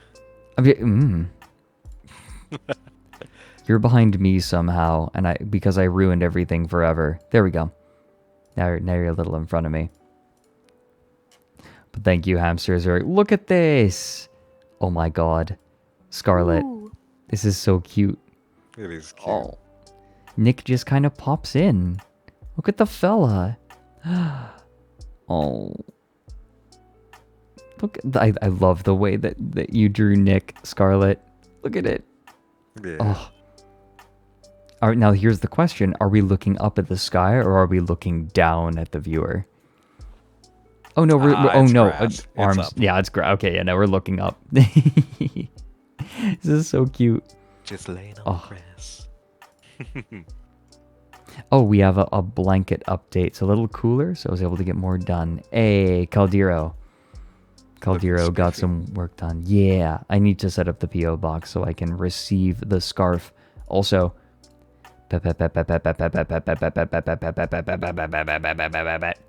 Opal Overture, I'm going to try to play King of the Castle on Thursday. I'm going to make that my goal. Pet the fella. Good. Oh my, don't pet me, motherfucker. God damn it. So, Aqua is currently making a Loren-inspired Doom level. Oh boy, this is gonna be a whole thing now. Oh yeah. There's gonna be a whole new generation of Doom modders. Oh, with my house, yeah. I still need. I want to do my house blind. You have to, like, I lay down the law when you actually open the stream. Tell everybody here, please No be Oilers. respectful. No spoilers. No hints. No clues unless I ask for it. Just let me do my thing. Because Yeah, that's the best way to do it. That's how I did it. I might put chat into emote only mode. That's a good idea. Yeah. Then you just kind of crank it off when you feel like hearing them. Yeah, exactly. We have, oh my god. We have Goat is small, tape to Genesis wall.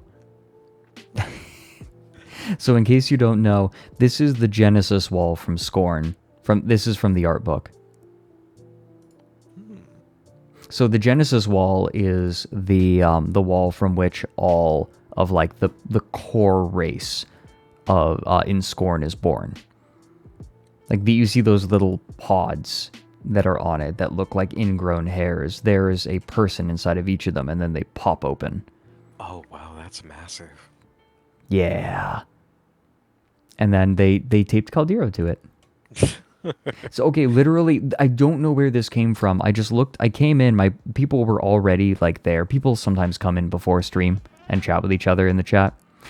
And they were just saying, Goat is small, taped to wall. And I was like, what? Goat is small, taped to wall. And then I actually managed to later... I later managed to crash Whiskey Dingo's chat by having everyone spam Dingo small taped to a wall. I saw that popping up in the that was collab for Dead by Daylight with a bunch of and Graphy. Mm-hmm. Yeah, Dingo small taped to wall. it's a good rhyme. And then what?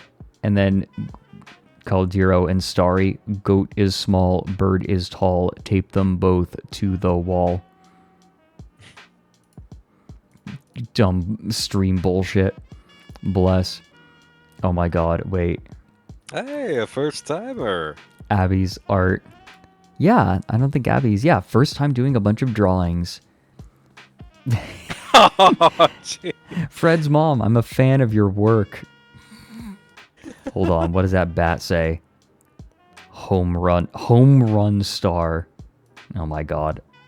It's home star 10. Hey, it's me home star. Squish that cat. Yeah, squish that cat.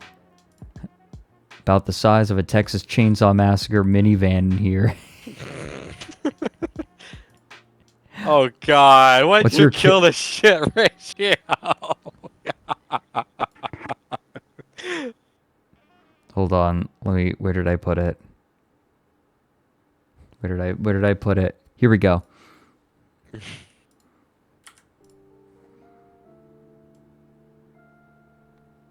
Play. Gaming is my passion. Lamborghini is what I crap in.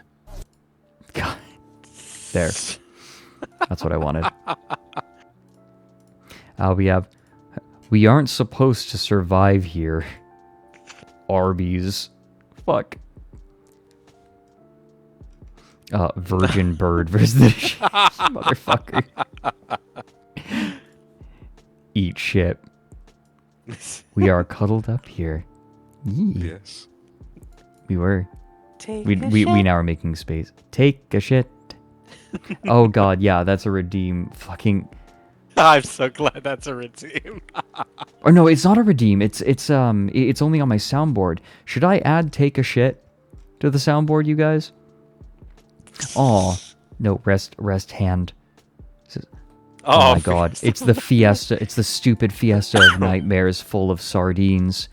Look, it says I'm trying to turn my head. Fiesta of nightmares. God. Imagine, oh my god, going on a road trip. Good. Thank you, Abby. It's perfection. Wonderful work, Abby. And then we have shitposts. Thanks, Sirach. Great. Abra. Yeah, that is you, Abra. I know that there is another Abra. I wasn't sure if that was you or if that was another Abra. But Abra. It's good. This is... God damn it. Yes, chat. My chat begs for a sippy break. No. Dehydrate.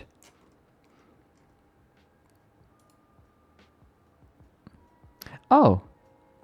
Oh my gosh. Anika's using this chance to come out of the closet. Thank you, Mr. Frederick Newton, for the stream that allowed me to meet many friends and could express myself without being discriminated. I'm now coming out of the closet as she, her. Well, shit. Alright. Noted. Ika Pika. This is Ika Pika, who has done a ton of lovely art and is a pillar of this community. Yeah, I was catching Noted. Ika Pika earlier with a lot of the chat, but let's go ahead and have another round of applause and Yeah. congratulations and happy Pride, Ika Pika. Congratulations. As your coming out gift, I am going to be sending you a Pro Gamer toilet.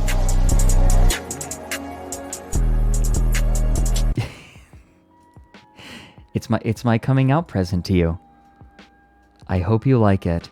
It can take coming out 20 present turds per minute. for all of your Yeah. comings out. But I'm sorry. Dear. I'm sorry. Oh god. You're not sorry. Don't you fucking lie to me, you bitch. It was low-hanging fruit, and I love to take it. Ika Pika, congrats. It is not easy to do something like this, especially publicly with a group. But congratulations. Aw. I'm flattered that someone would be willing to share that on my stream. I feel like that feels like if it tells me that maybe I put together a decent community. I'd very much say that you have. I have a really good streaming audience. My viewers are fucking awesome. They truly are. I This feel is a good crowd. They help make streaming really comfy. I feel very fortunate to have the audience that I do.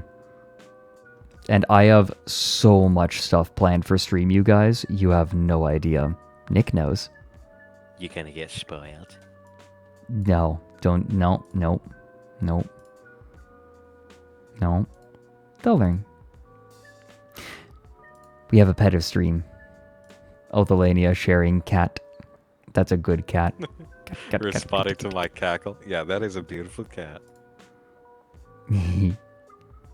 Not that I'm biased or anything. No, of course not. And everyone, we have made it to the Starry Feathers sketch page.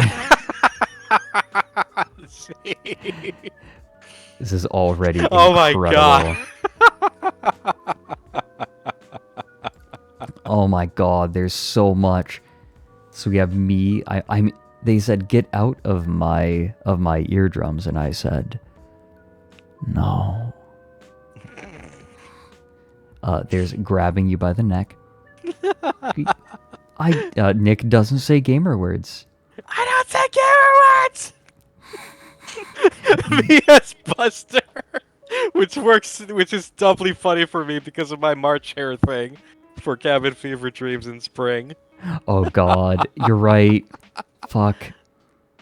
Screeching ball bearing sounds. God. It's a can. Oh, it's a can. Oh, I see. They don't even have 5G controllers. Oh, look at Vex. Just like poking out. Because, of course, Vex was the one who shared this with me. There's a Canadian egg with the crab. Good. We have... You think... There you are, yup. God. the perfect pose, too. God, you nailed it. You furry. Yeah, right? Right over. Nuzzling up. Nuzzling up. Yeah. Nuzzle with your friends. That's a good nuzzle. I am full of sardines. Is that piss? It's piss. That is a man who doesn't piss by Barbara Fleshed. Nick here to fill my glass. Nick, come and visit, and we'll have wine in Europe. Oh, that would be lovely. And we'll watch the sunset. Oh my God, Nick, it's so good. I want you to visit. There's Oops All Blood Libel. do you know about the blood libel, like the conspiracy theory? No, I don't believe so. So this is old. This is old. This was a conspiracy theory that started in medieval Europe. The belief that that Jews would drink the blood of children on the Sabbath. Man, that's just fucked. old. Oh yeah, middle age. Yeah, this is middle age shit. No, there was nothing backing it up. A dude, an abbot, I think, just said it. He just said it. Cause fuck you. I made it up. I make things up all the time. Made from real babies, part of every conspiracy. It's really weird how it always seems to come back to it. Like every conspiracy theory seems to come back to it. I made it up. I made it all up. I make stuff up all the time. There it is. Yeah, that's like OG. Oh, right. Toontush. Yes, specifically Christian children's blood is used to make matzah. That was the conspiracy theory. That's what it was, specifically. That is so stupid. Yeah, like because there were children going missing. And they're like, oh, it's the Jews. Because why not? I find it fascinating. Yeah, why would you... I love the font on that. Right? Let me rim your glass. This is my favorite, though. Yeah, same. Holy shit. Bonus. Yeah. I love purple!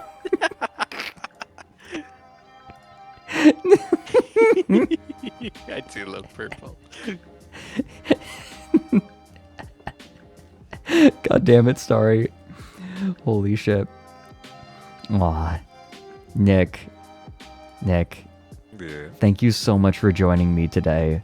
This has been such a pleasant surprise. Please, anytime you are welcome to ask if you may crash stream.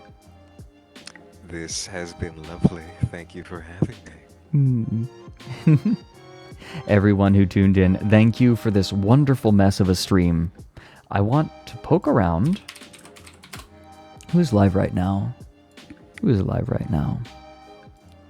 Let's see. Ooh. That's a different image of Loren. Interesting. Yeah, it's his PNG. Ooh, Limes is playing The Story of Seasons, A Wonderful Life. Ooh. Maybe I send you all there. How do you guys feel about rating Limes? I wanna check out this. The new The Story of Seasons, Wonderful Life. I don't know if you saw this. Do you know the story about Story of Seasons, Nick? Nope. Basically, the studio who made Harvest Moon was like removed, like Namco removed them from Harvest Moon. So they were like, fuck it, we're going to go and make Harvest Moon but real, right? Like, because Harvest Moon really went downhill after they got rid of that studio. So what they did, the original studio was like, fuck it, we'll just make our own knockoff, except it's a knockoff that is made by the people who made the real thing. So okay, I'll confess this. I'll confess this. I've got one comfy confession. One comfy Okay. confession. Okay. I fucking loved Harvest Moon. Oh, yeah. this is delicious news for me. And I'm remembering now, years ago, I was hearing about it. However, Leroy is also, his stream title is Let's Take Tea Together. Ooh, tug of war. This is a hard choice. Like, I hate having to choose, right? Because it could be, like, you know what? We gotta bother Leroy. It is a tough choice. It's two ferrets. I'm choosing between two ferrets. Oh, Japan, the series. So, in Japan, the series never changed names. Just they started translating in-house, and Natsume wouldn't give up the rights to the name. Oh, okay. Interesting. So, like, all the Harvest Moons that are in America are still, like, weird knockoffs, though, right? Because, like... After some point, yeah. Right. Yeah, right, because Namco started just using the name. Fuck it, yeah, after... that's where I got confused. Yeah, I'll put it to a poll. Where do you guys want to go? We'll do a poll. Who to raid? Leroy or Limes? We'll just do a quick 1-minute poll. What do you guys think? Choose your fate. Coin flip? No. Poll. Democracy. This is Democracy Manifest. I'd like the ferret that answers nothing. That doesn't sound like a vote. Oh my god, it is almost perfectly down the middle. Holy hell. And Limes is pulling ahead with 56% of the vote. Ferret one. 57% of the vote. This is no, look, tug it's back close. to 49, 51, No, 48, 52. This is, like, even if there's just a margin of victory, it's not large enough for it to matter. Besides, people on mobile aren't able to vote in polls. I know, I'm just having fun doing the You forgot. You forgot. Mind if I want to be a sports commentator too? Look, it's so close. Christ, like, Leroy's winning by 2 votes. Oh, here we go. Loren in the lead. Loren in the lead. 51% and clinches the lead. 51%. God damn. Everyone, thank you for hanging out. Oh, you did it in mobile. Oh, you can vote on mobile. Okay, that's pretty gamer. Good. I'm sending you all to Leroy. Leroy Le Fouret. Thanks for Everyone. all the fun, chat. This has been lovely. Nick, please, you are welcome to come on again whenever. And I'm delighted. Saturday, so Thursday, I think we're going to do King of the Castle. I'd like to give that a try because people seem to have an absolute blast with that. Saturday, we'll have you on to watch Porkin' Across America. Sound good? Sounds like a plan. Perfect. Nick, thank you. Everyone out there, thank you. This has been thank you. a pleasure. Goodbye. Goodbye.